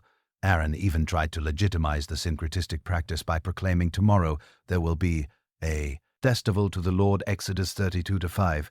God's response was immediate and severe. He informed Moses, "Your people whom you brought up out of the land of Egypt have corrupted themselves. They have made for themselves a cast calf and have worshipped it." Exodus 32:7-8. Notably, God referred to Israel as "your people, Moses' people," rather than "my people," signaling a rupture in the covenant relationship. God proposed total destruction and a fresh start through Moses. "Now leave me alone so that my anger may burn against them and that I may destroy them. Then I will make you into a great nation." Exodus 3:4-150. This proposal tested Moses' character and offered him a status comparable to Abraham. Moses' response demonstrated true intercessory leadership. He appealed to three considerations: God's reputation among the nations. What will the Egyptians say? The promises made to the patriarchs, remember, Abraham, Isaac, and Israel, and God's gracious character. Exodus 3:24 records the result. Then the Lord relented and did not bring on his people the disaster he had threatened. As he descended the mountain and personally witnessed the idolatry, Moses expressed righteous anger by breaking the tablets of the law, a symbolic act indicating that Israel had broken the newly established covenant. He destroyed the golden calf, ground it into powder, mixed it with water, and made the Israelites drink it, demonstrating the idol's futility when confronted. Aaron gave a weak excuse, suggesting that the cow had emerged almost spontaneously. "I threw the gold into the fire, and out came this cow." Exodus 32:24. His evasion of responsibility stood in stark contrast to Moses' decisive leadership. Judgment followed when Moses asked, "Whoever is for the Lord, come to me." Exodus 3:226. The tribe of Levi rallied to him and executed about 3,000 men, likely the chief instigators of the idolatry. This severe action established a precedent for Israel. Violations of the covenant would have grave consequences. Moses then returned to the mountain, offering himself as a substitute. "This people has committed a great sin, but if not, forgive them. Please erase me from the book you have written." Exodus 32:33333333333333333333333333333333333333333333333333333333333333333333333333333333333333333333333333333333333333333333333333333333333333333333333333333333333333333333333333333333333333333333333333333but agreed to uphold the covenant, Though with lasting consequences, this traumatic episode taught enduring lessons how easily God's people could revert to previous cultural patterns, the danger of creating physical representations of divinity, the seriousness of the covenant, and the importance of faithful leadership in times of spiritual crisis. Following the Golden Calf crisis, God renewed the covenant and provided extensive details for the construction of the tabernacle, a portable sanctuary, where he would dwell among his people. Exodus 2:85 explains its fundamental purpose, and let them make me a sanctuary that I may dwell among. Then this elaborate project included a large outer courtyard containing a rectangular tent tabernacle divided into two spaces, the holy place and the most holy place. The most holy place, the most holy place, contained only the Ark of the Covenant, a gold-covered chest holding the tablets of the law, a jar of manna, and later Aaron's staff that budded above the ark was the atonement cover where the blood of atonement would be sprinkled annually. The holy place contained three items: the altar of incense symbolizing prayers, rising to God, the table of showbread representing divine provision and fellowship, and the seven-branched lampstand, providing light and symbolizing spiritual illumination. The outer courtyard contained the bronze basin for ritual purification and the altar of burnt offerings for sacrifices. The entire complex used precious materials, gold, silver, bronze, fine fabrics, and special wood, arranged in a decreasing pattern of value as one moved away from the most holy place, symbolizing the gradual approach to God's presence. These materials were to come from voluntary offerings. Exodus 22 victory records speak to the Israelites, and have them bring me an offering. You are to receive the offering from ever. Yon, whose heart prompts them to give the response, was extraordinary. Everyone whose heart was moved and whose spirit was willing came forward. Exodus 35:21. Eventually the contributions were so generous that the people had to be told to stop bringing materials for the construction. God appointed specific artisans. See, I have called by name Bezalel, and I have filled him with the Spirit of God, with wisdom, with understanding, and with knowledge in all kinds of craftsmanship. Exodus 31. Exodus 31:23. This is the first biblical account of someone being filled with the Spirit, notably for artistic and technical work, rather than just prophecy or leadership. When the tabernacle was completed, exactly 1 year after the Exodus, divine glory visibly descended.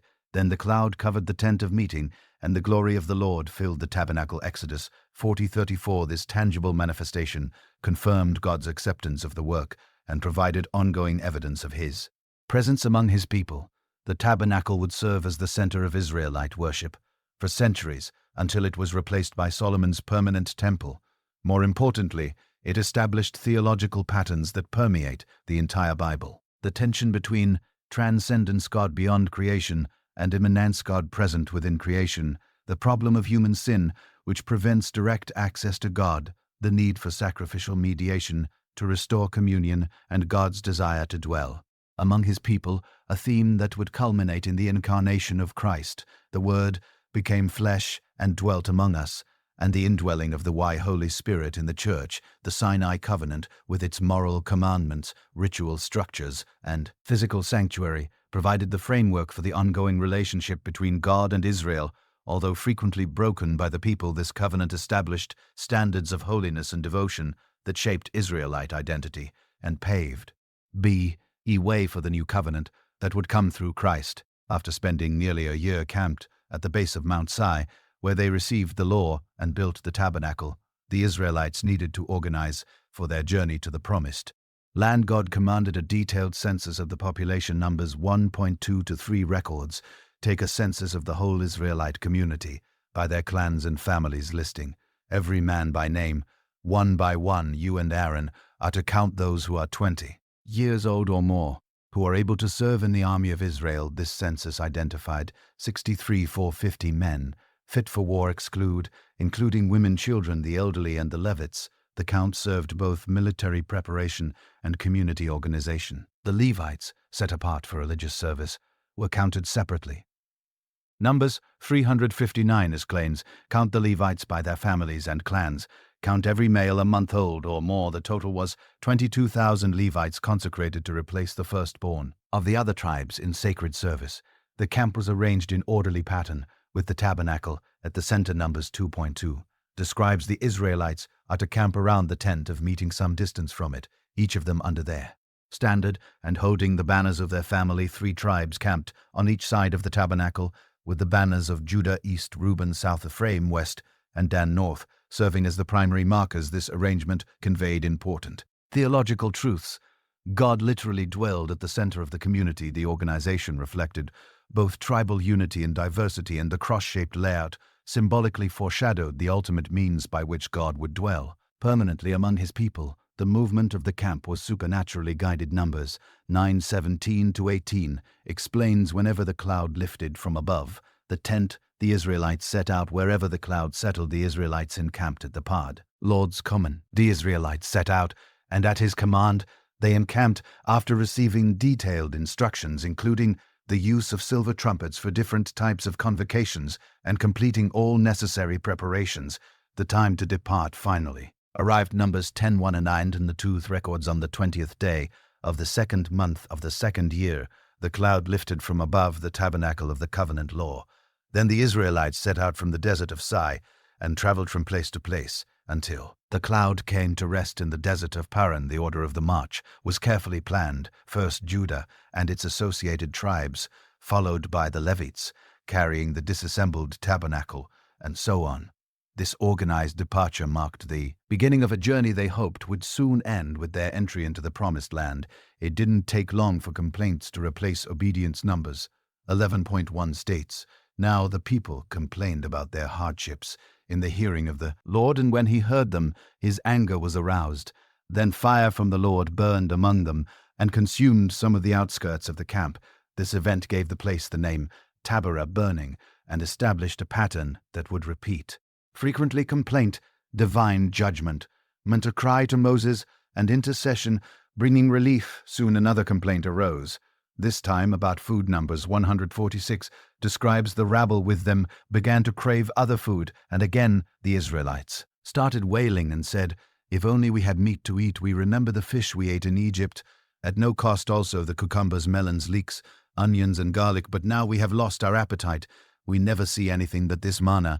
This ingratitude for the manna, the miraculous bread provided daily, revealed a deep spiritual problem, an idealized view of their past enslavement, and a disregard for God's present provision. The complaint overwhelmed Moses, who expressed his own despair to God. "Why have you brought this trouble on your servant? What have I done to displease you, that you put the burden of all these people on me?" Numbers 118:01, 109:1. God responded in 2 ways. First, by distributing the spirit that was upon Moses to 70 elders to assist in leadership. Second, by promising so much meat that it would become repulsive. "The Lord will give you meat, and you will eat it. You will not eat it for just 1 day, or 2 days, or 5, 10, or 20 days, but for a whole month." Numbers 11:1. 1820. The mere arrived in the form of quail that were scattered all around the camp to a depth of about 3 feet, as far as a day.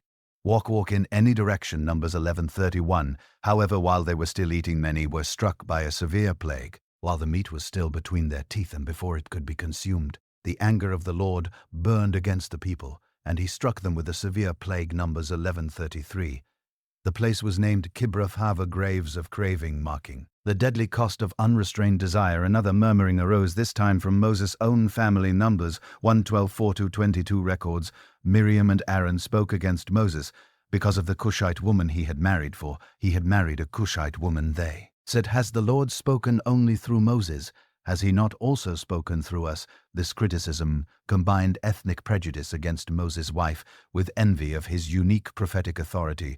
The divine response was swift. After summoning the 3 siblings to the tabernacle, God defended Moses, emphasizing his singular position with him. "I speak face to face clearly, and not in riddles." He sees the form of the Lord. Numbers 12-8. Miriam was struck with leprosy, though after Moses' intercession her condition was temporary. "Let her be shut out of the camp for 7 days, and afterward she may be received again."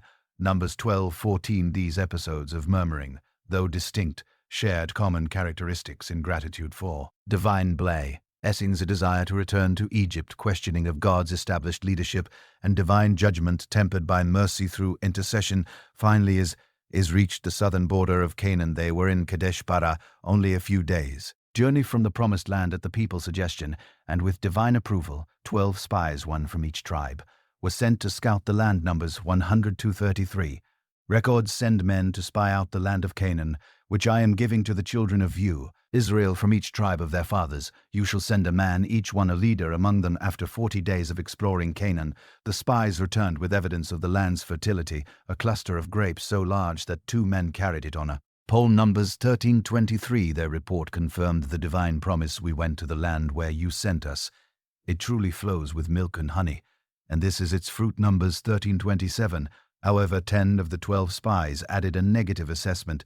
But the people who dwell in the land are strong, and the cities are fortified, and very large. We are not able to go up against these people, for they are stronger than we. Numbers 100-31. Only Caleb and Joshua maintained a perspective of faith. Let us go up at once and take possession, for we are well able to overcome it. Numbers 13:30. The community chose to believe the pessimistic report, resulting in collective panic. Numbers 1:14 describes, then all the congregation lifted up their voices and cried, and the people wept that night, and all the children of Israel murmured against Moses and Aaron, and they said to one another, let us appoint a leader, and return to Egypt. This proposal represented a total rejection of both Moses' leadership and God's promise. Joshua and Caleb tried to change public opinion, reminding them, if the Lord delights in us, then he will bring us into this land and give it to us. Only do not rebel against the Lord, nor fear the people of the land. Numbers 14:8-9. Their reward for this faithfulness. The whole congregation said to stone them. Numbers 14:10. The divine intervention was immediate and severe. How long will they not believe in me, despite all the signs I have performed among them? I will strike them with pestilence and disinherit them. Numbers 144, 1-12. Only Moses' passionate intercession, appealing to God's reputation among the nations, prevented total destruction. Nevertheless, severe consequences remained. God swore, none of the men who have seen my glory and my signs shall see the land, but your children, whom you said would be victims, I will bring in, and they shall know the land which you have despised. Numbers 14:21-23. The specific sentence was clear, according to the number of the days in which you spied out the land.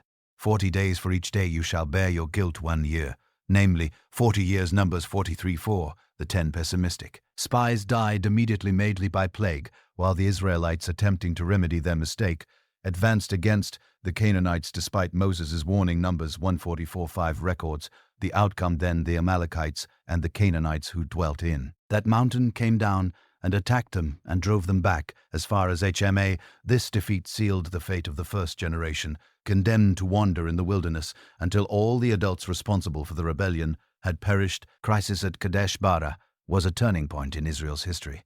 At the threshold of the promised blessing, the community chose fear over faith, human assurance over divine promise. The result was a nearly 4-decade delay in entering the land. An entire generation lost due to lack of faith. The following years witnessed increasing challenges to the established leadership. The most significant was led by Korah Levite, along with Dian and Abam from the tribe of Reuben. Numbers 16:13 records Korah along with Dian and Abiram and On took men, and they rose up before Moses, 250 leaders of the congregation, and they gathered together against Moses and Aaron, and said to them, you take too much upon yourselves, for all the congregation is holy, every one of them, and the Lord is among them. Why then do you exalt yourselves above the congregation of the Lord? This challenge involved 2 distinct disputes. Korah, as a Levite, questioned Aaron's exclusive priesthood, while Dian and Abiram, as Reubenites, likely resented the loss of their tribe's birthright originally belonging to Reuben. To Moses' civil leadership united, they posed a complete threat to the divinely established authority structure. Moses proposed a public test. All aspiring priests were to bring censers with fire and incense before the Lord. Meanwhile, Moses confronted Dathan and Abiram, who refused to appear, accusing him, is it a small thing that you have brought us up out of a land flowing with milk and honey to kill us in the wilderness, that you should also keep acting like a prince over us? Numbers 16:13. Their characterization of Egypt, a land of slavery, as a land flowing with milk and honey, revealed their complete distortion of reality. For the Reubenite leaders, the earth opened its mouth and swallowed them with their households, along with all Korah's men and all their possessions. Number 16:32. For the 250 aspiring priests, fire came out from the Lord and consumed. The 250 men were offering the incense, Numbers 16:35. Surprisingly, the next day, the congregation blamed Moses and Aaron for the deaths. You have killed the Lord's people. Numbers 16:41. This unjust accusation provoked another divine manifestation, a plague that began consuming the people under Moses' direction. Aaron ran through the camp with incense to make atonement. He stood between the living and the dead, and the plague stopped. Numbers 16:48. Even so, 120:16. Perished to settle. The priesthood mattered definitely. God ordered an additional test. Each tribe was to present a staff with its name inscribed. Numbers 17.5 explains the staff belonging to the man I choose will sprout the next day. Aaron's staff not only budded but also produced blossoms, sprouted shots, and 4 almonds. Numbers 17-8. This miraculous confirmation of the Aaronic priesthood was preserved in the ark as a permanent memorial years later, near the end of the wilderness journey. Even Moses and Aaron failed at a critical moment at Meribah.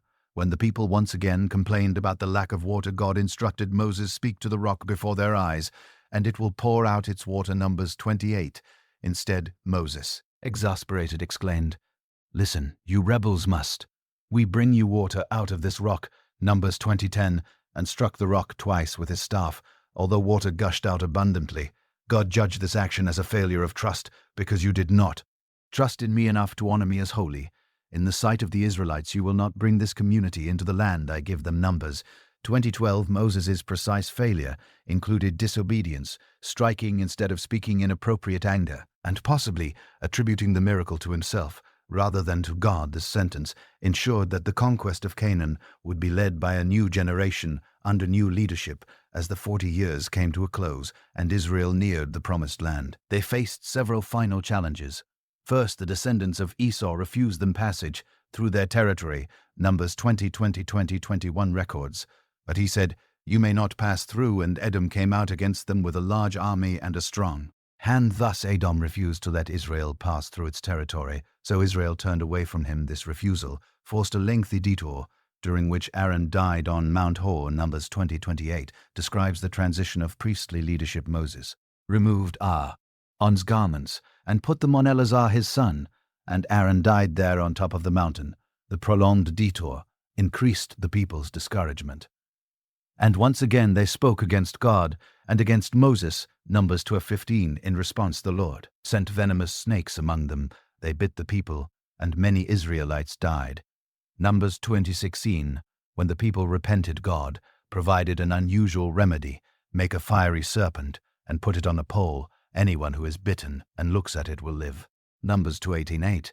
This bronze serpent, though later turned into an object of idolatrous worship, destroyed by King Hezekiah, centuries later served as a powerful theological symbol. Jesus later referenced it as a foreshadowing of his own crucifixion. Just as Moses lifted up the serpent in the wilderness, so the Son of Man must be lifted up, that everyone who believes in him may have eternal life. John 3:14-15.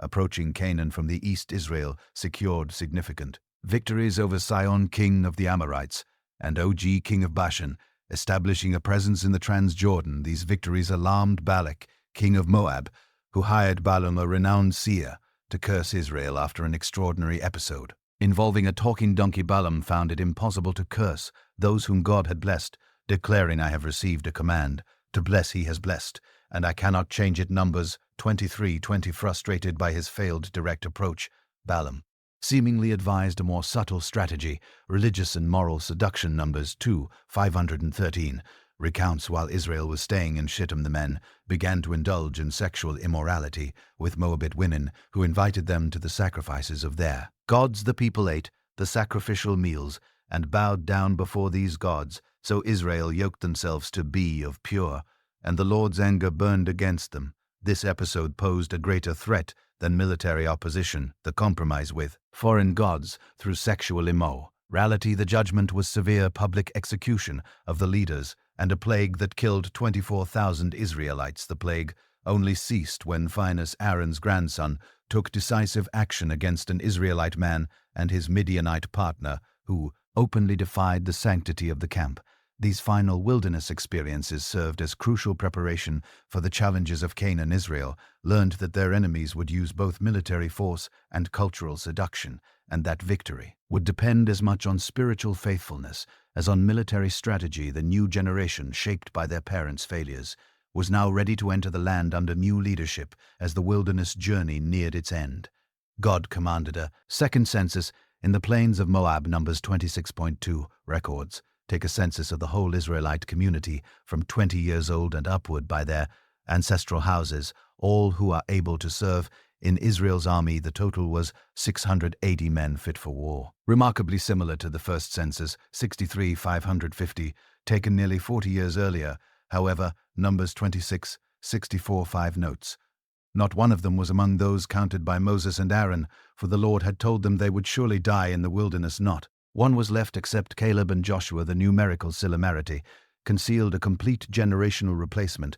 A new generation had taken the place of the old. This second census served multiple purposes: military preparation for the imminent conquest, a basis for territorial distribution in Canaan, and a demonstration of both divine judgment, the death of the first generation, and divine provision, the sustained growth of the population. Several important administrative and legal matters were resolved during this period.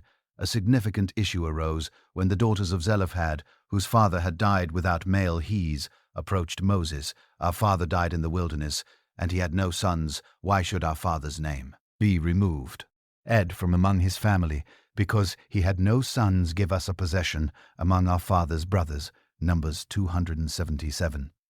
Important question regarding inheritance rights for women. After consulting the Lord, Moses established a legal precedent.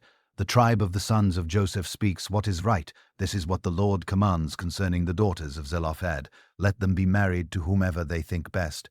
Only they must marry within the family of their father's tribe. Numbers 3:65 and 6. This decision ensured both the inheritance rights of daughters and the preservation of land within the original tribes. Another crucial matter involved the request from the tribes of Reuben, Gad, and half of Manasseh to settle in the Transjordan territory recently conquered from Sihon and Og. Initially, Moses interpreted this request as a repetition of the rebellion at Kadesh Barnea.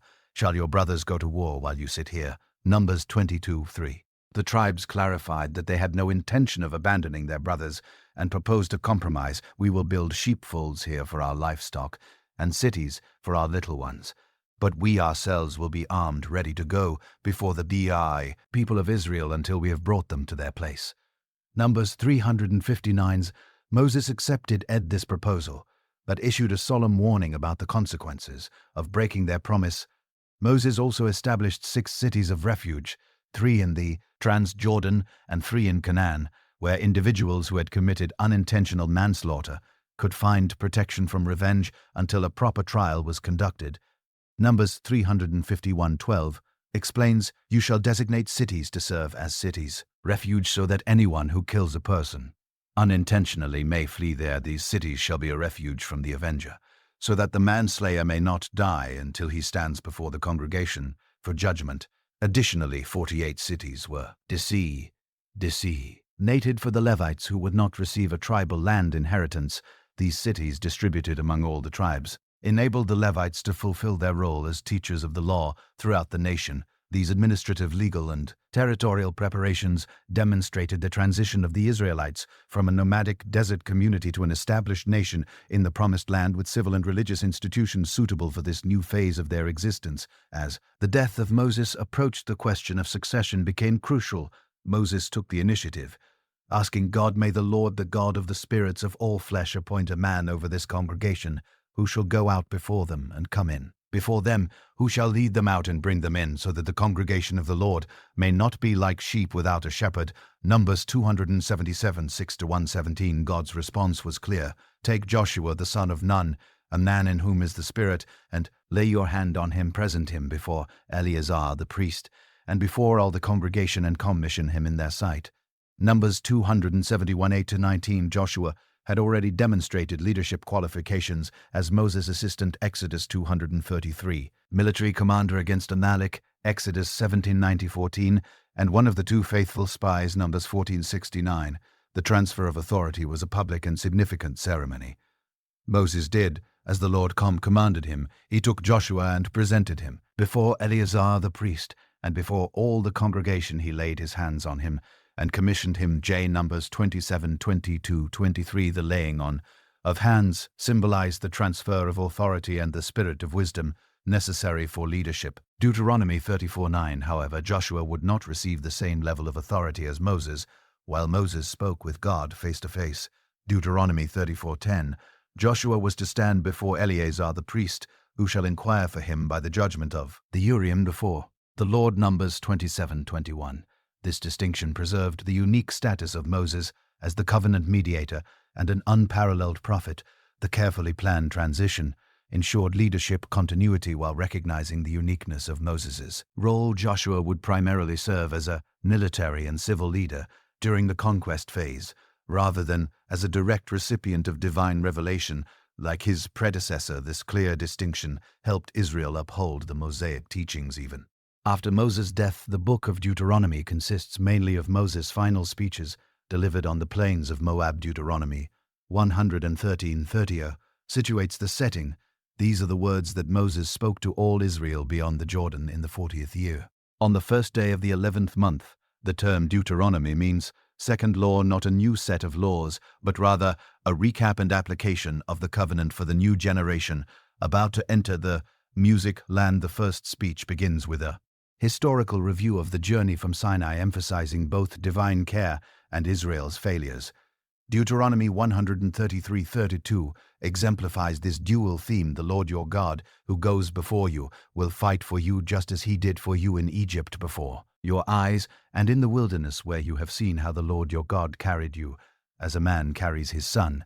Yet in spite of this, you did not believe the Lord your God. This honest summary served two purposes: to teach the new generation through the mistakes of their ancestors, and to emphasize that the imminent entry into Canaan was a result of divine faithfulness, not human merit. Deuteronomy 7:3-33 underscores this, because he loved your fathers and chose their offspring after them, driving out nations before you, greater and mightier than yous, to bring you in to give you their land as an inheritance. Moses then reaffirmed the foundations of the covenant, beginning with a recitation of the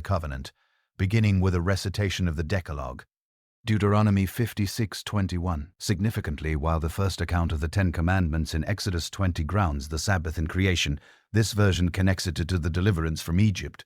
Remember that you were a slave in the land of Egypt, and that the Lord your God brought you out of there. Therefore, the Lord your God has commanded you to keep the Sabbath day. Deuteronomy 5:15. This emphasis on the redemptive experience as the basis for obedience culminates in the famous Shema. Hear, O Israel, the Lord our God, the Lord is one. You shall love the Lord your God with all your heart, with all your soul, and with all your strength. Deuteronomy 64:5. This commandment of total love stands in stark contrast to mechanical obedience, establishing a heart-based relationship as the essence of the covenant. Moses repeatedly emphasized the need for separation from Canaanite practices. Deuteronomy 7 to Deuteronomy 2:4 commands, when the Lord your God delivers them over to you, you shall utterly destroy them.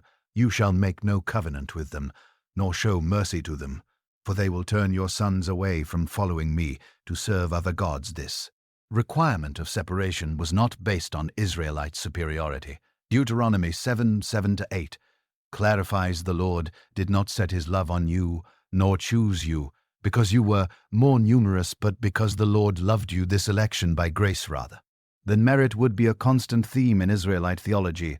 Moses warned against the danger of prosperity leading to forgetfulness of God. When you have eaten and are full, then you shall bless the Lord your God for the good land he has given you. Beware that you do not forget the Lord your God, lest when you have eaten and are full, your heart is lifted up, and you forget the Lord your God. Deuteronomy 8:4. This prophetic warning anticipated the human tendency to replace gratitude with arrogance when circumstances improve. The first discourse also emphasized to see the importance of continuous instruction in the Lord. Deuteronomy 600 commands these words shall be in your heart. You shall teach them diligently to your children, and shall talk of them when you sit in your house, when you walk by the way, when you lie down, and when you rise up. This emphasis on ongoing education ensured that the next generation would not repeat the mistakes of the previous one. Moses' second great discourse focused on the formal renewal of the covenant. 4. The generation that would enter Canaan, Deuteronomy 2:99-9. Introduces these are the words of the covenant which the Lord commanded Moses to make with the children of Israel in the land of Moab, besides the covenant which he made with them. In Horeb, this renewal addressed a critical need. The generation that had experienced the Exodus and sin had died, their children needed to personally affirm the covenant. Moses emphasized the comprehensive nature of this commitment. All of you stand today before the Lord your God, that you may enter into covenant with the Lord, that he may establish you today as his people, and that he may be your God. Deuteronomy 2:13. A crucial component of this renewal was a detailed exposition of the blessings for obedience. Deuteronomy 2:14-14, and curses for disobedience. Deuteronomy 28:15-68. The curses, significantly more extensive, included a prophetic foreshadowing of future exiles. The Lord will scatter you among all peoples from one end of the earth to the other. Deuteronomy 2:87-4. Despite these severe warnings, Moses offered hope beyond judgment. Deuteronomy 30:13 foresees, when all these things come upon you, and you return to the Lord your God, then the Lord your God will bring you back from captivity, and have compassion on you, and gather you again from all the nations. This prophecy of post-exilic restoration laid the theological foundation for national hope, even in Israel's darkest periods. And concluding this discourse, Moses presented a fundamental choice. I call all heaven and earth as witnesses today against you, that I have set before you life and death, blessing and cursing. Therefore choose life. Deuteronomy 30:19. This presentation of the conditional covenant clarified that future consequences would depend on present choices. Moses also reassured the people about the accessibility of the law. This commandment is not hidden from you, nor is it far off, but the word is very near you, in your mouth and in your heart. Deuteronomy 30:11-14. Obedience did not require extraordinary abilities, only a sincere commitment to the already revealed commandments. Complementing these discourses, Moses composed a prophetic song. Deuteronomy 32 as a witness against Israel. Deuteronomy 32 as a witness against Israel. Deuteronomy 39 into this poetic composition meant to be memorized, anticipated future apostasy and subsequent judgment, preserving divine justice for future generations. Moses' final public act was to bless the tribes of Israel. Deuteronomy 33, similar to Jacob's blessings before his death. Deuteronomy 33 introduces, now this is the blessing with which Moses, the man of God, blessed the children of Israel before his death. Unlike Jacob's blessings, which included harsh critique of some sons, Moses' blessings were uniformly positive, offering encouragement for the challenges ahead. Beginning with a declaration of divine majesty, Moses blessed each tribe, individually reflecting their characteristics and future roles. He concluded with a general affirmation of Israel's uniqueness. Happy are you, O Israel, who is like you, a people saved by the Lord, the shield of your help, and the Lord of your majesty. Deuteronomy 33:29.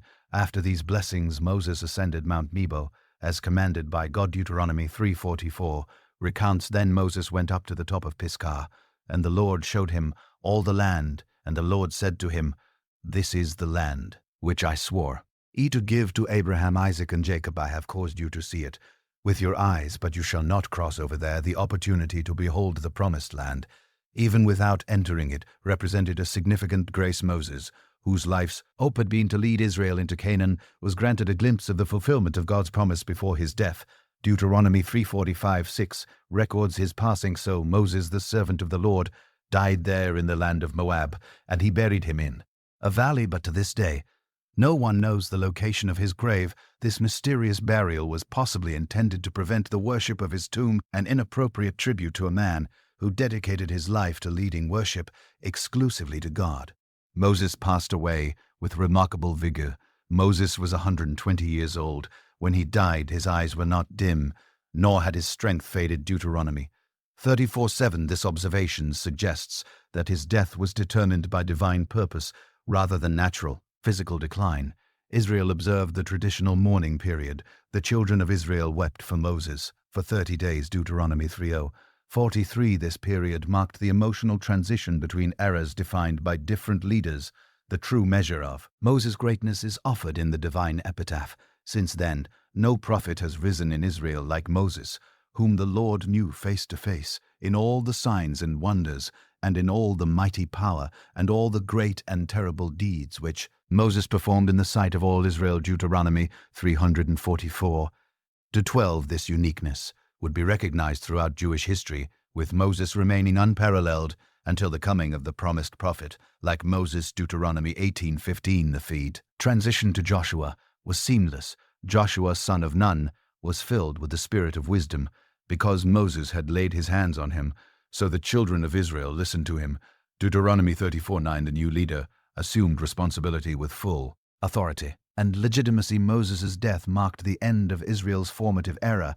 Under his leadership, a mass of fugitive slaves had become a cohesive nation, with an identity, laws, a religious system, and a divine purpose. Although Moses did not witness the conquest of Canaan, his legacy enabled Israel to step into that future. The Torah instruction he received and transmitted would remain at the heart of Israelite identity for all subsequent generations, fulfilling his final prayer: "Let your glory be manifest to your children, and let the majesty of the Lord our God be upon us." Psalm 901, 6-17. Attributed to Moses. With Moses' death, Joshua assumed leadership over Israel, receiving a renewed commission directly from God. Joshua 1-6-7 records: "Be strong and courageous, for you shall cause these people to inherit the land that I swore to their fathers to give them. Only be strong and very courageous, that you may be careful to do according to all the law that my servant Moses commanded you."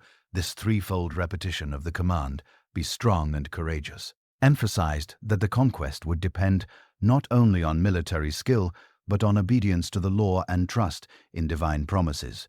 Joshua immediately began practical preparations, commanding the officers in Joshua 1:1, "Go through the midst of the camp and command the people, saying, Prepare provisions for yourselves, for within 3 days you are to cross this Jordan, to take possession of the land that the Lord your God is giving you to possess." A strategic step was to send 2 spies to Jericho, the first fortified city they would face. These men found refuge in the house of Rahab, a prostitute, who surprisingly expressed faith in the God of Israel. Joshua 21 records her confession: "When we heard of it, our hearts melted. No one had any courage left because of your presence, for the Lord your God is God in heaven above and on the earth below." This declaration of faith led to a pact of mutual protection. The spies promised safety for Rahab and her family if she kept their mission secret and identified her house with a scarlet cord during the attack. The crossing of the Jordan River, then at flood stage, demonstrated continuity with Moses' leadership through another water-related miracle. Joshua 3:15-16 describes as the priests carrying the ark reached the Jordan, the waters flowing from upstream stood still and rose up in a heap very far away, and those that went down to the sea were completely cut off. This miraculous event left a deep impression on both the Israelites and the Canaanites. Joshua 4:14 notes: "On that day, the Lord exalted Joshua in the sight of all Israel, and they revered him just as they had revered Moses all the days of his life." To memorialize this crossing, Joshua instructed 12 men, one from each tribe, to take stones from the dry riverbed and place them in Gilgal as a perpetual monument, "that this may be a sign among you, and when your children ask in time to come, then you shall tell them that the waters of the Jordan were cut off before the ark of the covenant of the Lord." Joshua 4:67. At Gilgal, Joshua renewed the covenant through 2 fundamental rituals. First, he circumcised all the men born in the wilderness, as this sign of the covenant had been neglected during the journey. Second, they celebrated Passover. The children of Israel camped at Gilgal and kept the Passover on the 14th day of the month, in the evening, on the plains of Jericho. Joshua 15:9. Symbolically, these actions declared that Israel was entering the Promised Land as a covenant people, carrying the traditions and commitments established since the Exodus. As he approached Jericho, Joshua had a supernatural encounter, described in Joshua 59-14. Now, when Joshua was near Jericho, he looked up and saw a man standing in front of him with a drawn sword in his hand. Joshua went up to him and asked, "Are you for us or for our enemies?" He replied, "Neither, but as commander of the army of the Lord, I have now come." This mysterious figure, possibly a theophany or angelic appearance, delivered an unusual strategy for conquering Jericho. "March around the city, all you men of war circling it. Once do this for 6 days on the says. Event day, march around the city 7 times, and the priests shall blow the trumpets, and when they make a long blast with the ram's horn, all the people shall shout with a great shout. Joshua 653,000. This unconventional military tactic emphasized that victory would come by divine power, not human strategy. After following these instructions precisely, Joshua 6:22 records the result. The people shouted, and the priests blew the trumpets. As soon as the people heard the sound of the trumpet, the wall collapsed, and the people charged straight in, and they took the city. The city was completely destroyed, except for Rahab and her family, as promised, but Joshua spared Rahab the prostitute with her family and all who belonged to her, because she hid the men Joshua had sent as spies to Jericho, and she lives among the Israelites to this day. Joshua 6:25, her integration into the Israelite community, foreshadowed the future inclusion of the Gentiles among God's people. The next battle against the city of Ai resulted in an unexpected Israelite defeat. The revealed cause was disobedience to divine instructions. Achan had secretly taken forbidden items from Jericho's spoils. Joshua 7 and 11, 2-2, explains Israel has sinned. They have taken some of the devoted things they have stolen. They have lied. That is why the Israelites cannot stand against their enemies. After identifying and punishing the transgressor, Joshua implemented a conventional military strategy against Ai, using an ambush. Take the city, for the Lord your God will give it into your hand. When you have taken the city, set it on fire. Joshua 8:7 fire. Joshua 8:7 victory restored Israelite confidence and established an important lesson. Success depended as much on spiritual obedience as on proper tactical planning.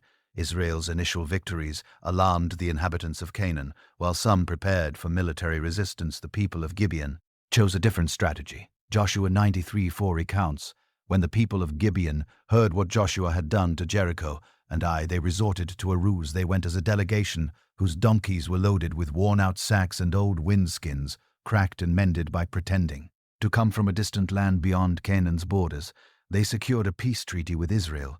Then Joshua made a treaty of peace with them to let them live, and the leaders of the assembly ratified it by oath. Joshua 9:15. This decision was made hastily. The Israelites did not inquire of the Lord. Joshua 9:14. When the deception was discovered, 3 days later the treaty was upheld out of respect for the oath, but the Gibeonites were reduced to woodcutters and water carriers for the assembly and for the altar of the Lord. Joshua 9:27. This commitment to keeping one's word, even when obtained through deception, established a principle of integrity that would guide future relations with other peoples. The Gibeon alliance provoked a significant military reaction. 5 Amorite kings formed a coalition against Gibeon, whose inhabitants appealed to Joshua for help. Do not abandon your servants. Come up to us quickly and save us. Joshua 1:06. The rapid Israelite response, including a nighttime march from Gilgal to Gibeon, caught the enemy by surprise. During this battle, one of the most extraordinary events of the conquest occurred.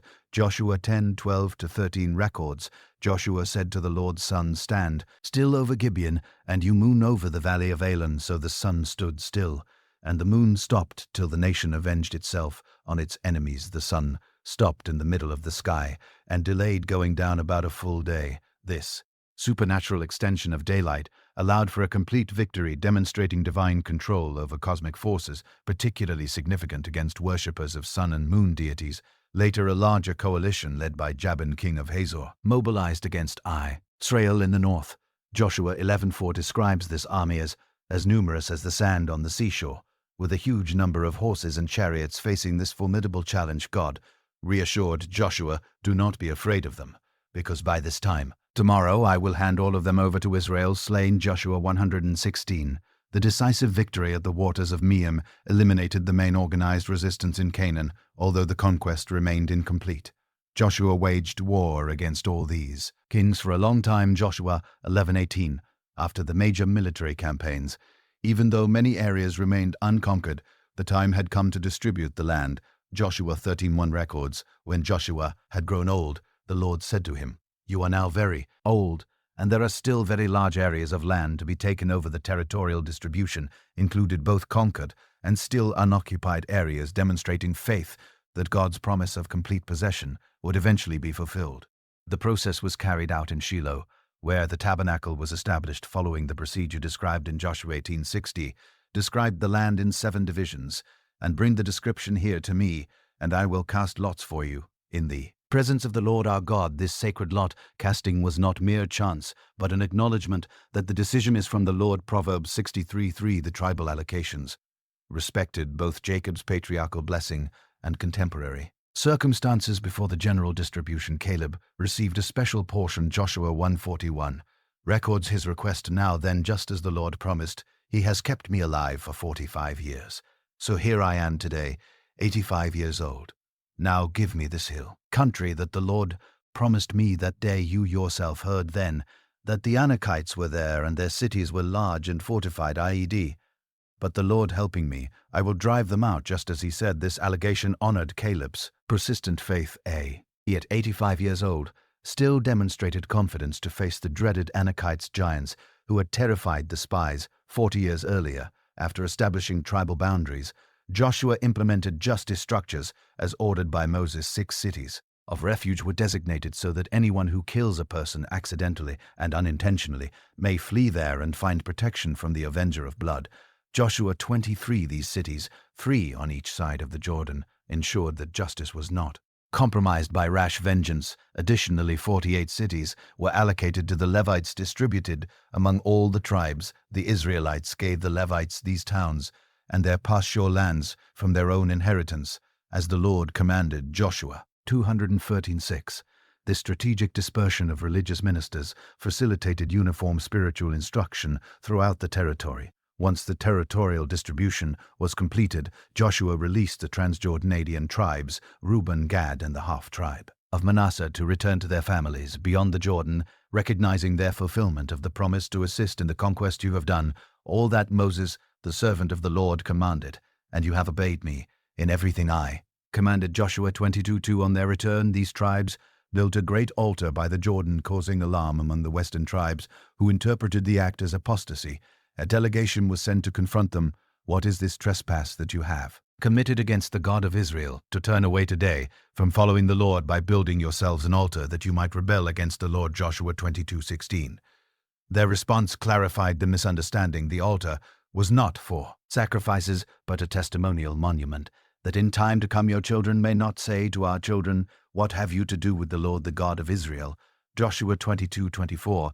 This altar, called Ed, witness, was to serve as a reminder of national unity despite geographical separation.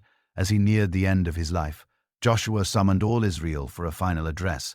Joshua 23:23 records, I am old and well advanced in years, and you have seen all that the Lord your God has done to all these nations for your sake, for the Lord your God is he who has fought for you. This speech included warnings about the dangers of cultural assimilation. You shall not mix with these nations that remain among you, nor make mention of the names of their gods. Joshua 23:7.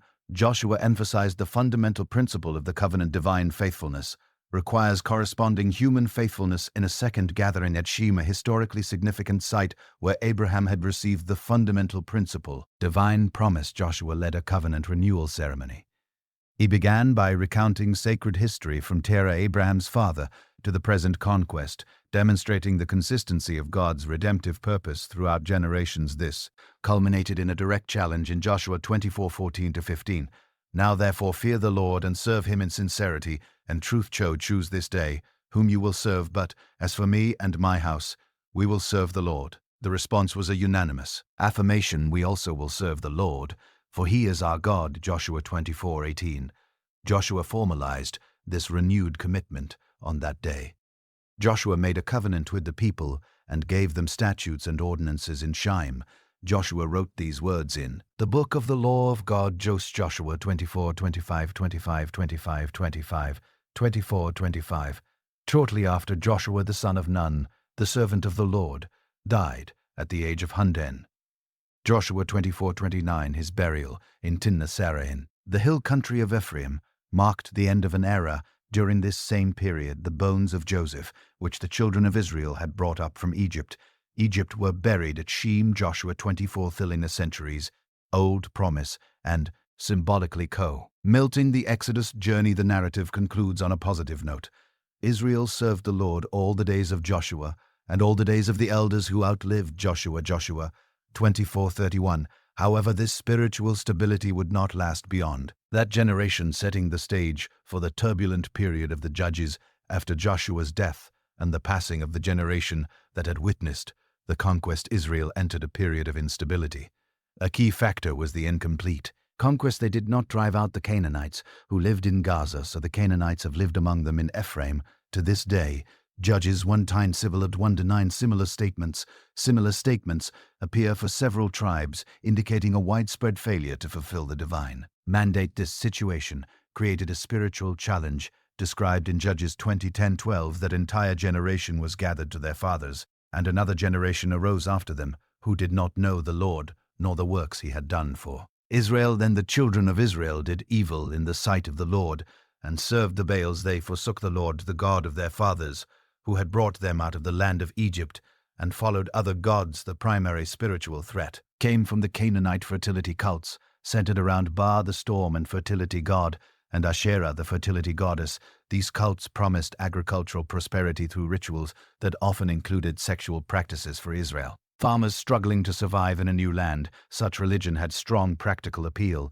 The result was religious syncretism, the blending of Yahweh worship with pagan practices. Judges 23 notes, they forsook the Lord and served Baal and Asht. Often this was not outright rejection of Yahweh, but the addition of other gods, violating the first commandment. Politically, Israel lacked centralized leadership. Judges 17.6 describes this reality. In those days, there was no king. In Israel, everyone did what was right in his own eyes. The tribes functioned as a loose confederation united by common ancestry and religious alliances, but without a permanent central government or national army. This leadership vacuum left Israel vulnerable, both to cultural influences and military aggressions from neighboring peoples. When crisis arose, charismatic leaders, the judges, emerged temporarily to respond to specific threats, but their impact rarely extended beyond their immediate region or lasted beyond their lifetime. The narrative structure of the book of Judges follows a recurring cycle summarized in Judges 2:19. Apostasy. The children of Israel did evil in the sight of the Lord. Oppression. The anger of the Lord was kindled. He delivered them into the hands of their enemies. Repentance. They cried out to the Lord. Deliverance. The Lord raised up judges for them, and temporary peace. Peace. The land had rest after each judge's death. The cycle restarted, usually with increasing moral deterioration. This pattern was not due to divine caprice, but rather the natural consequences of Israel's choices. By adopting Canaanite practices and weakening their distinct identity, they became vulnerable to external powers, which God allowed as corrective discipline. The very success of the judges has often led to new complacency. Restarting the cycle. The book presents 6 major cycles of oppression and deliverance, along with additional narratives. With each iteration, Israel appears to sink deeper into apostasy, with progressively shorter periods of peace and increasingly degraded moral behavior. This pattern established a paradigm for interpreting later Israelite history. The historical books often evaluate kings and periods based on their faithfulness to the covenant, describing national calamities as consequences of infidelity and periods of prosperity as results of obedience. Despite this discouraging cycle, a consistent theme emerges: divine faithfulness contrasted with human unfaithfulness, as Judges 21 emphasizes, "I will never break my covenant with you." Even in its darkest periods, God never completely abandoned his people, but continued to intervene in response to repentance, demonstrating both justice and mercy. The book of Judges presents 12 deliverers with detailed narratives for 6 key figures. The first, Othniel, set the standard. The children of Israel cried unto the Lord, and the Lord raised up a deliverer for them. Othniel, the Spirit of the Lord came upon him, and he judged Israel and went out to war. Judges 39:10. Under his leadership, Israel defeated Risham of Mesopotamia, securing 40 years of peace. Ehud, the second judge, employed an unusual strategy against Egon, king of Moab, who had oppressed Israel for 18 years. Being left-handed, an uncommon trait that made him unexpectedly dangerous, he used this advantage to assassinate the king. Ehud reached with his left hand, drew the sword from his right thigh, and thrust it into his belly. Judges 3:21. This bold action inspired Israel to defeat Moab, resulting in 80 years of peace. The only female judge, Deborah, led Israel against Jabin of Hazor and his commander Sisera. Her leadership combined judicial authority. She held court under the palm of Deborah, and the Israelites came to her to have their disputes decided. Judges 45. With prophetic inspiration alongside, Barak she mobilized an army to confront 900 iron chariots. Victory came through divine intervention and the unexpected contribution of another woman. After the military defeat, Sikar sought refuge in the tent of Ji, the wife of Hir. While he slept in exhaustion, Jah took a tent peg and a hammer in her hand, went quietly to him, and drove the peg through his temple until it went down into the ground. Judges 4:21. Gideon received a divine calling while secretly threshing wheat in a winepress. To hide from the Midianites, his initial response was doubt. "Ah, my lord, how can I save Israel? My clan is the weakest in Manasseh, and I'm the least in my father's house." Judges 6:15. After divine confirmation through miraculous signs, Gideon led an army against the Midianites. Surprisingly, God reduced his forces from 32,000 to just 300 men, so that Israel may not boast against me, saying, "My own hand has saved me." Judges 72. This small force, using psychological tactics, torches, hidden in pictures, suddenly revealed with trumpet blasts, defeated the Midianites, leading to 40 years of peace.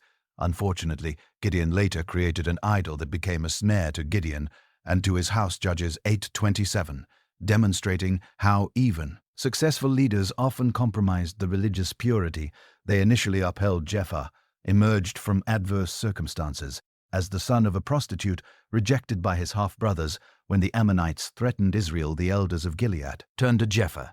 Due to his military reputation, his leadership was marked by an imprudent vow: "If you give the Ammonites into my hands, whatever comes out of the door of my house to meet me when I return in triumph will be the Lord's, and I will offer it as a burnt offering." Judges 11:30-31. After his victory, his only daughter was the first to meet him, resulting in a personal tragedy that illustrates the dangers of rash vows and inadequate understanding of divine requirements. The last major judge, Samson, embodies the contradictions of the period. Consecrated to God from birth as a Nazarite, he possessed supernatural strength but significant moral weakness. His story intertwines divine power with persistent personal failures, especially his attraction to Philistine women. Contrary to the covenant, after a series of confrontations with the Philistines, driven more by personal vengeance than national zeal, Samson was captured when Delilah discovered the secret of his strength. With his eyes gouged out and reduced to entertainment for his enemies, Samson ultimately fulfilled his purpose in a sacrificial death. Thus he killed more in his death than he had killed in his life.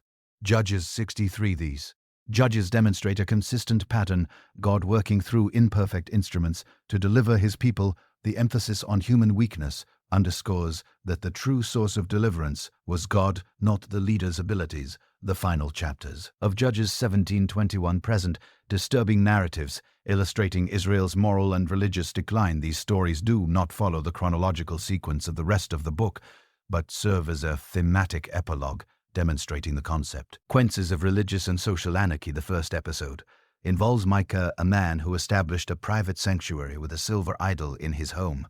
A man named Micah from the hill country of Ephraim made an ephod and household idols, consecrated one of his sons who became his priest. Judges 17:15. Later, he hired a Levite as a personal priest, blending Yahwistic worship with idolatrous practices. This privatized religious syncretism represented a complete corruption of the sky centralized worship system prescribed by the law. The narrative offers no explicit condemnation, reflecting the widespread acceptance of such practices at the time. The situation worsened when warriors from the tribe of Dan, seeking to expand their territory, stole Micah's idols and abducted his priest, the Danites, seized what Micah had made along with the priest he had, and went to lay. Judges 18:26, 26, 26, 27. There they established a tribal idolatrous sanctuary that would persist for generations. The second narrative describes a horrific crime in Gi of Benjamin.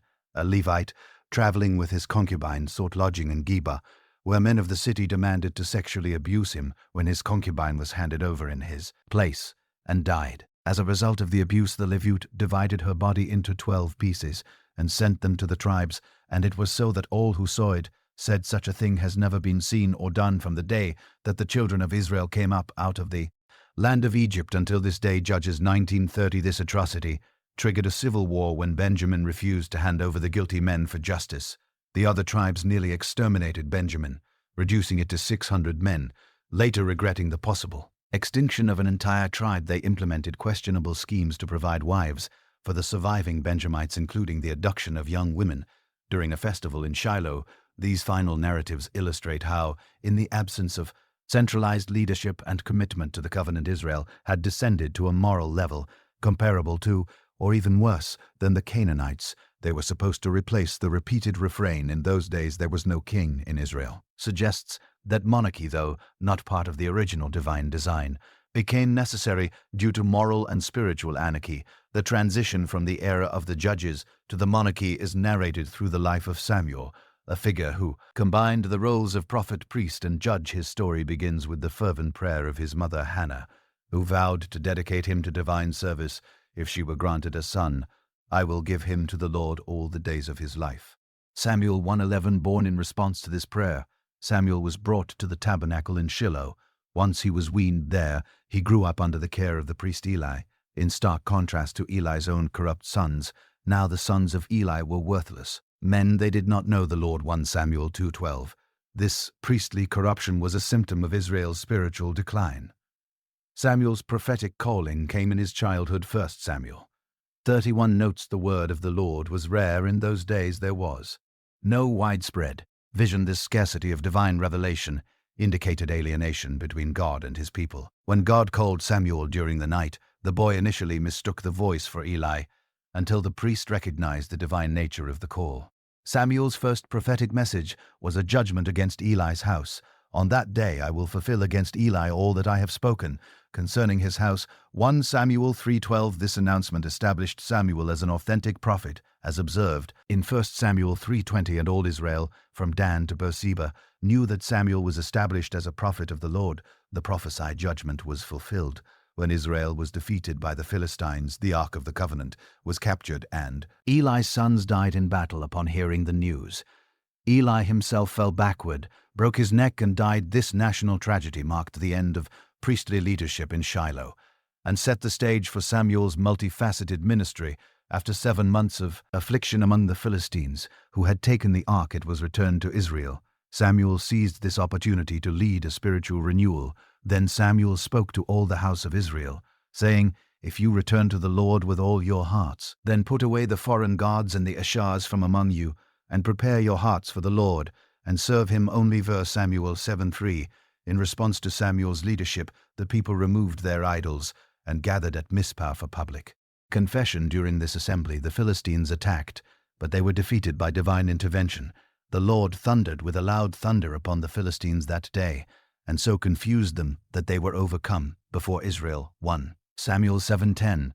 Samuel commemorated this victory by raising a memorial stone called Ebenezer's Stone of Help, declaring, "Thus far the Lord has helped us." 1 Samuel 7:12. Under his leadership, Israelite cities were recovered and peace was established with the Amori. For years, Samuel judged Israel, traveling annually in a circuit between Bethel, Gilgal, and Mizpah, while maintaining his residence in Rear in his old age. He appointed his sons as judges, but they did not walk in his ways. They turned aside, after dishonest gain, took bribes, and perverted justice. 1 Samuel 8:3. This failure created an opportunity for constitutional change.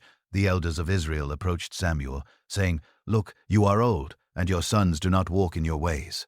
Now make us a king, to judge us like all the nations." 1 Samuel 8:5. Though distressed by the request, Samuel received divine instruction to grant their demand, warning them of the consequences of centralized power.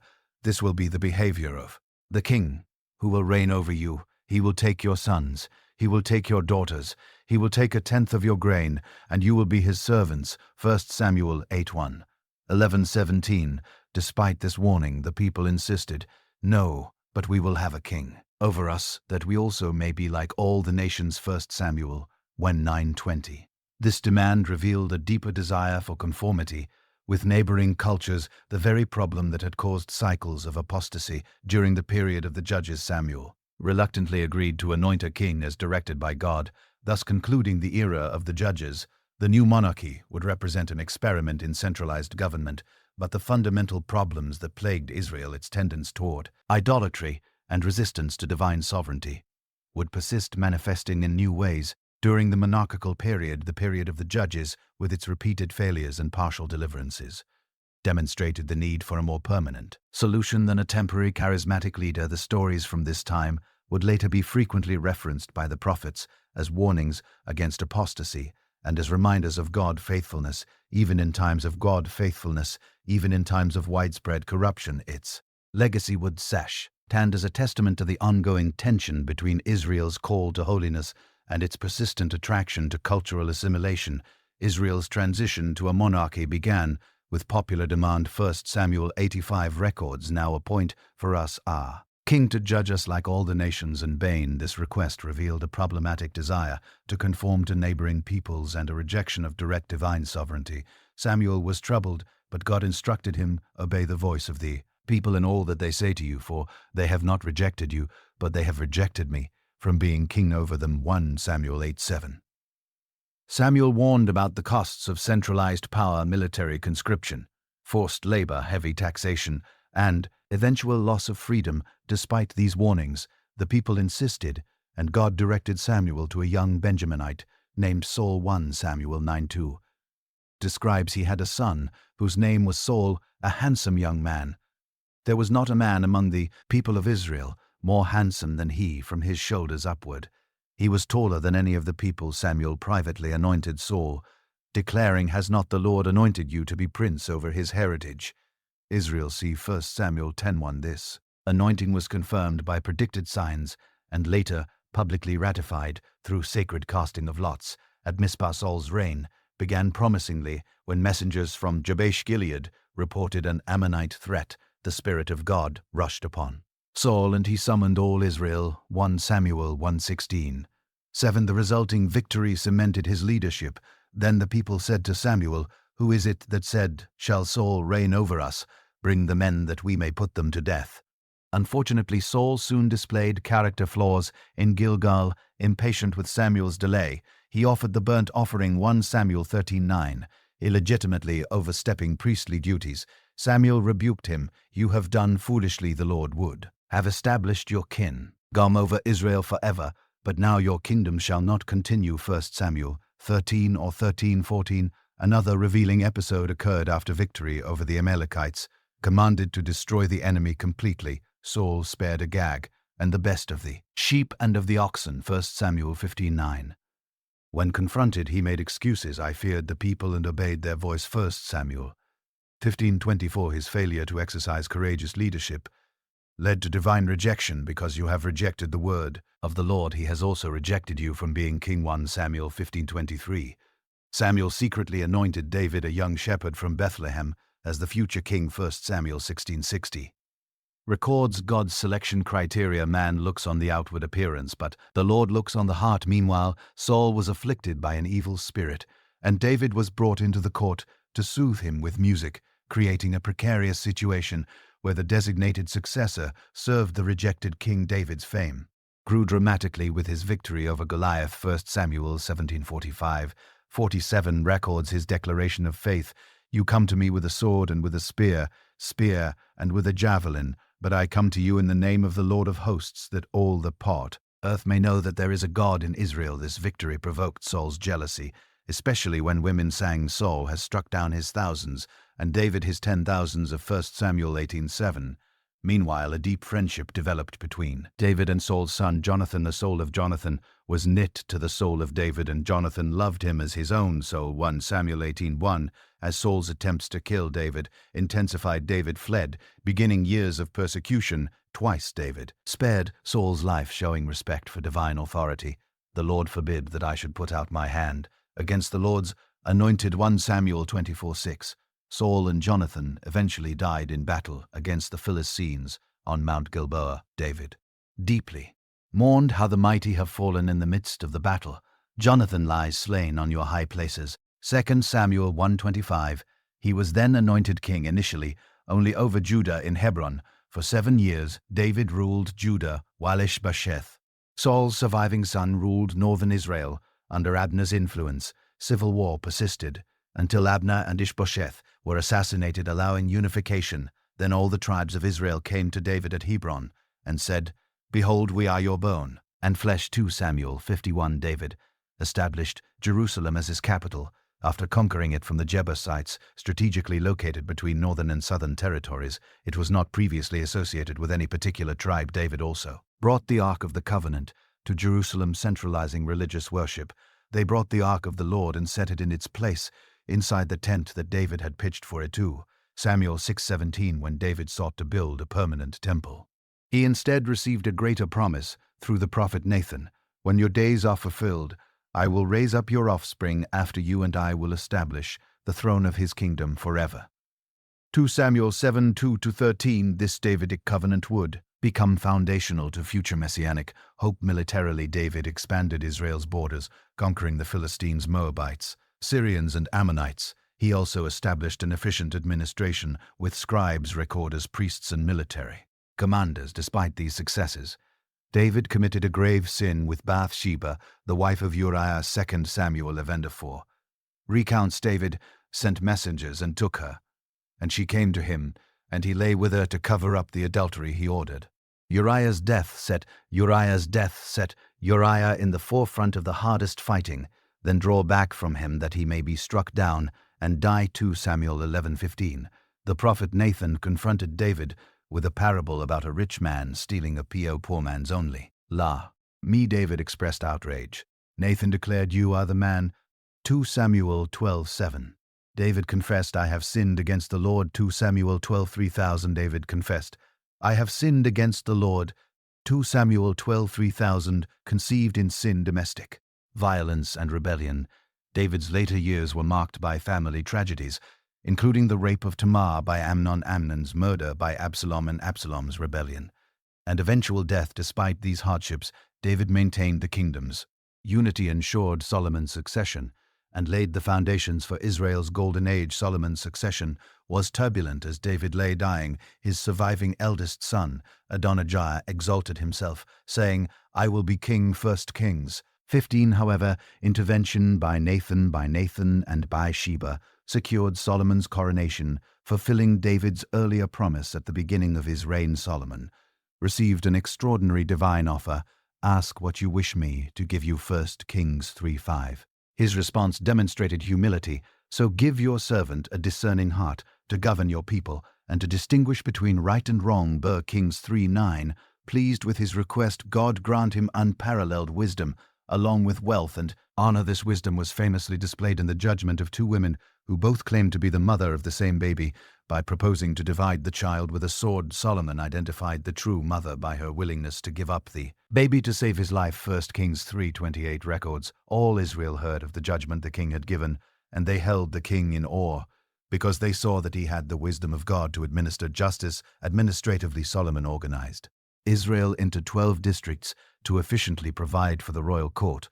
He also developed extensive international trade, including an alliance with Hiram of Tyre to procure materials for the temple. Solomon's most significant project was the construction of the temple in Jerusalem. 1 Kings 61 provides a precise date.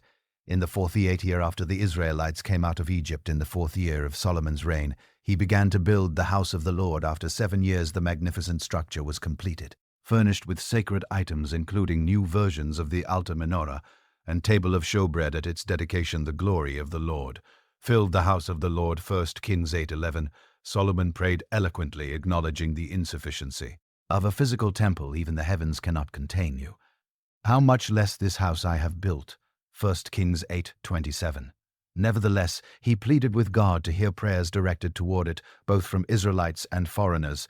Solomon's reign marked the peak of Israelite prosperity. 1 Kings 10:27 observes, "The king made silver in Jerusalem as common as stones." His fame attracted foreign visitors, most notably the Queen of Sheba, who declared, "Not even half was told me your wisdom. Prosperity far exceed the report I heard." Kings 10:7.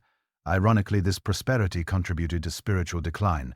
Solomon accumulated 700 wives and 300 concubines, many through political alliances. 4 Kings 11:4. War describes the consequences. As Solomon grew old, his wives turned his heart after other gods, and his heart was no longer fully devoted to the Lord. He built altars for foreign deities, including Kosh of Moab and Mch of the Ammonites. This apostasy led to divine judgment. "Since this is your attitude and you have not kept my covenant, I will tear the kingdom away from you and give it to one of your subordinates. Nevertheless, I will not do it in your lifetime. I will tear it out of the hand of fire. Your son, 1 Kings 11:1-2. This prophecy set the stage for the kingdom's eventual division after Solomon's death. His son Rehoboam faced an immediate crisis when the northern tribes demanded tax relief.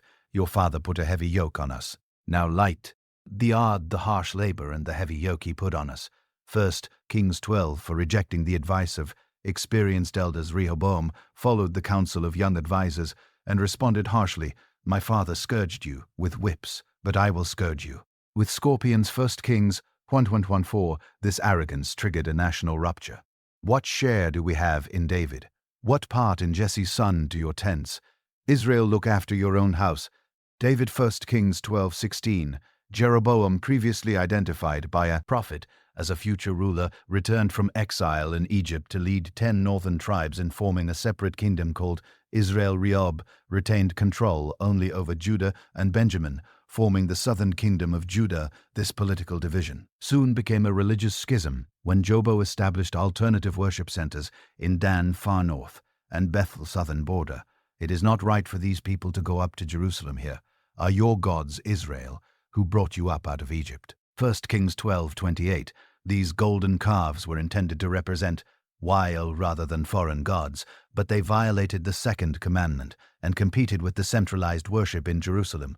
Jeroboam also instituted a non-Tobsat Levitical priesthood and alternative festivals on the 15th day of the 8th month, a month of his own choosing. 1 Kings 12:33. These religious innovations established a pattern of apostasy that would define the history of the northern kingdom. In response to this spiritual decline, God intensified the prophetic ministry, unlike earlier prophets, who primarily advised kings. These new prophets often acted independently, challenging institutions and confronting national apostasy. Elijah exemplified this ministry in the northern kingdom during the reign of Ahab, who married Jezebel and began to serve Baal and worship him. 1 Kings 16:31.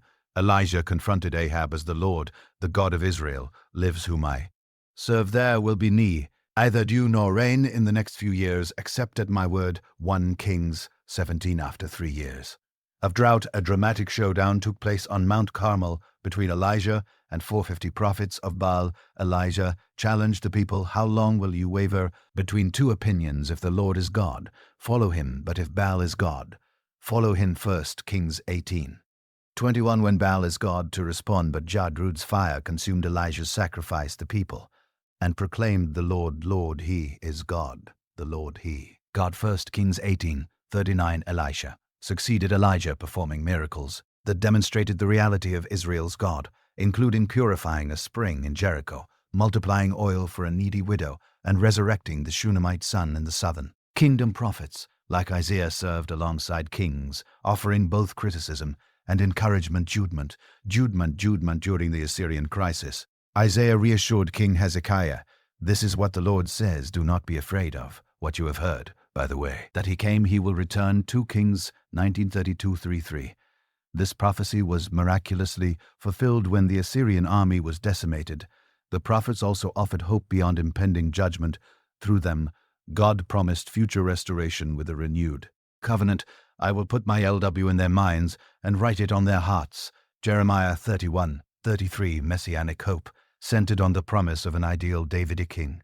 "I will raise up for David a righteous branch, a king who will reign wisely." Jeremiah 23:5. This prophetic ministry grew in importance as Israel and Judah approached their final judgment, preserving the divine word through exile and providing a theological foundation for eventual restoration. After the initial separation, Northern Kingdom experienced chronic political instability, while Judah maintained the Davidic dynasty.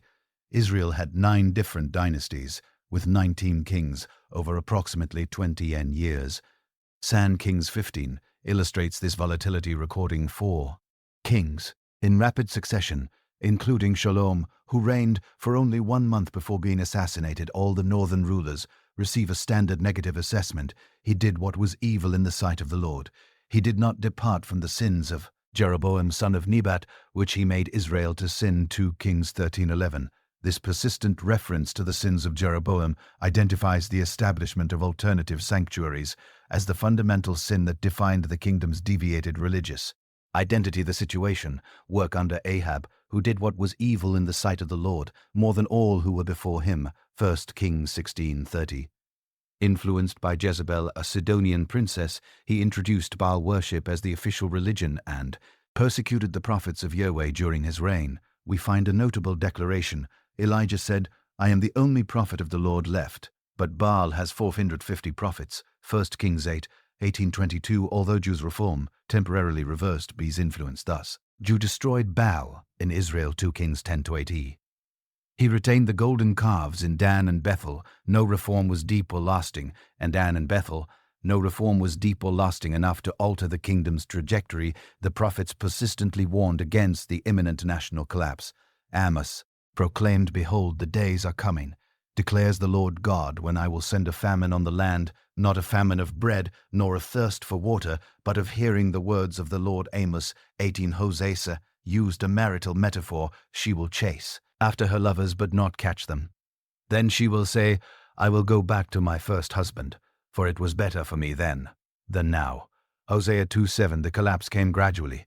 Good Kings 15:29 records the initial Assyrian victory in the days of Pekah, king of Israel. Tiglath-Pileser, king of Assyria, came and captured Eon and Galilee, all the land of Nepal, and he carried the inhabitants captive to Assyria. The final destruction came under Hosea, the last king of Israel. 2 Kings 17:3-6. Recount, the Shalmaneser, king of Assyria, came up against him. Then the king of Assyria came up against him. Then the king of Assyria and besieged it for 3 years. In the 9th year of Hosea, the king of Assyria captured Samaria and deported Israel to Assyria. The biblical assessment is unequivocal about the causes of this disaster.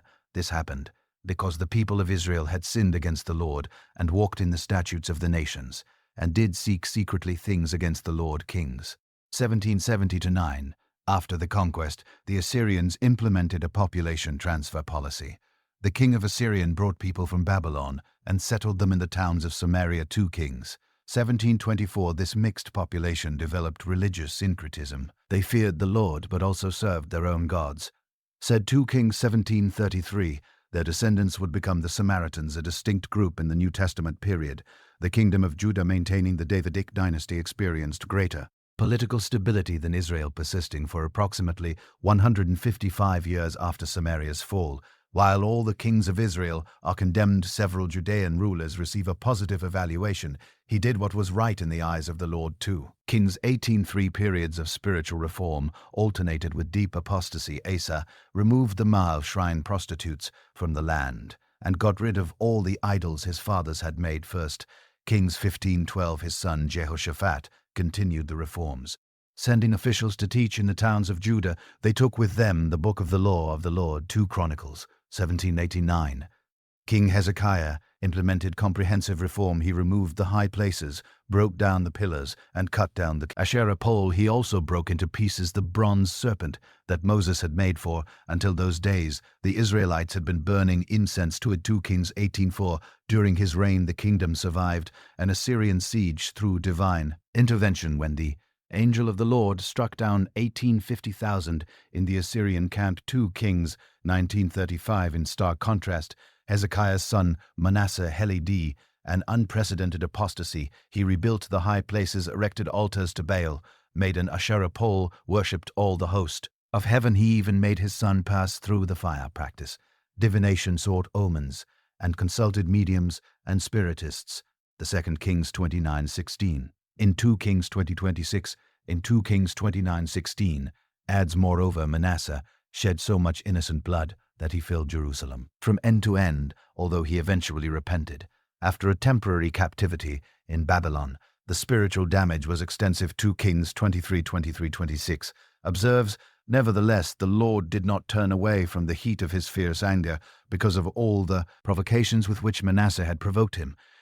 Manasseh's grandson Josiah led a final notable reform after the discovery of the Book of the Law. During the temple's renovation, in response to the book's reading, Josiah made a covenant before the Lord to follow the Lord and keep his commandments, his testimonies, and his statutes.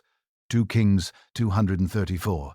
He purified the temple, destroyed pagan sanctuaries. He purified the temple, destroyed pagan sanctuaries, eliminated the idol priesthood, and restored. These periodic reforms Judah followed a trajectory similar to Israel. Jeremiah lamented, "Behold, you trust in deceptive words. To no avail will you steal, murder, commit adultery, then come and stand before me in this house, which bears my name, and say we are safe." Jeremiah 78:10, judgment would be inevitable.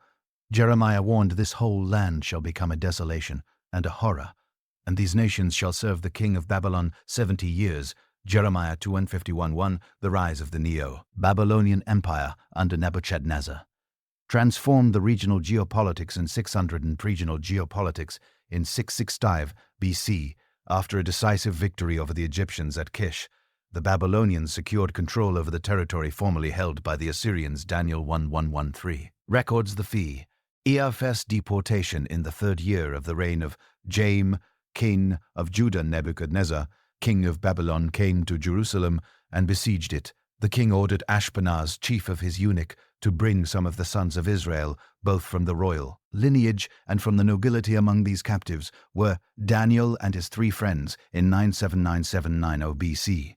After King Jehoiakim's rebellion, a larger second deportation took place. 2 Kings 14:14 recounts, "Then Jehoiakim, king of Judah, went out to surrender to the king of Babylon. He carried off all the treasures of the house of the Lord, and the treasures of the king's house. He deported all of Jerusalem, all the princes, and all the valiant men. 10,000 captives. Among this group was the prophet Ezekiel, who would receive his prophetic calling in Babylon. Jachin's uncle Zedekiah was installed as a vassal king, but eventually he rebelled against the king of Babylon too. Kings 24:20. This final rebellion against the explicit counsel of Jeremiah led to complete destruction. 2 Kings 25. 1-2 describes Nebuchadnezzar, king of Babylon. 2:2 describes Nebuchadnezzar, king of Babylon, came against Jerusalem. He and all his army and besieged it. The city remained under siege until the 11th year of King Zedekiah, when severe famine finally forced surrender.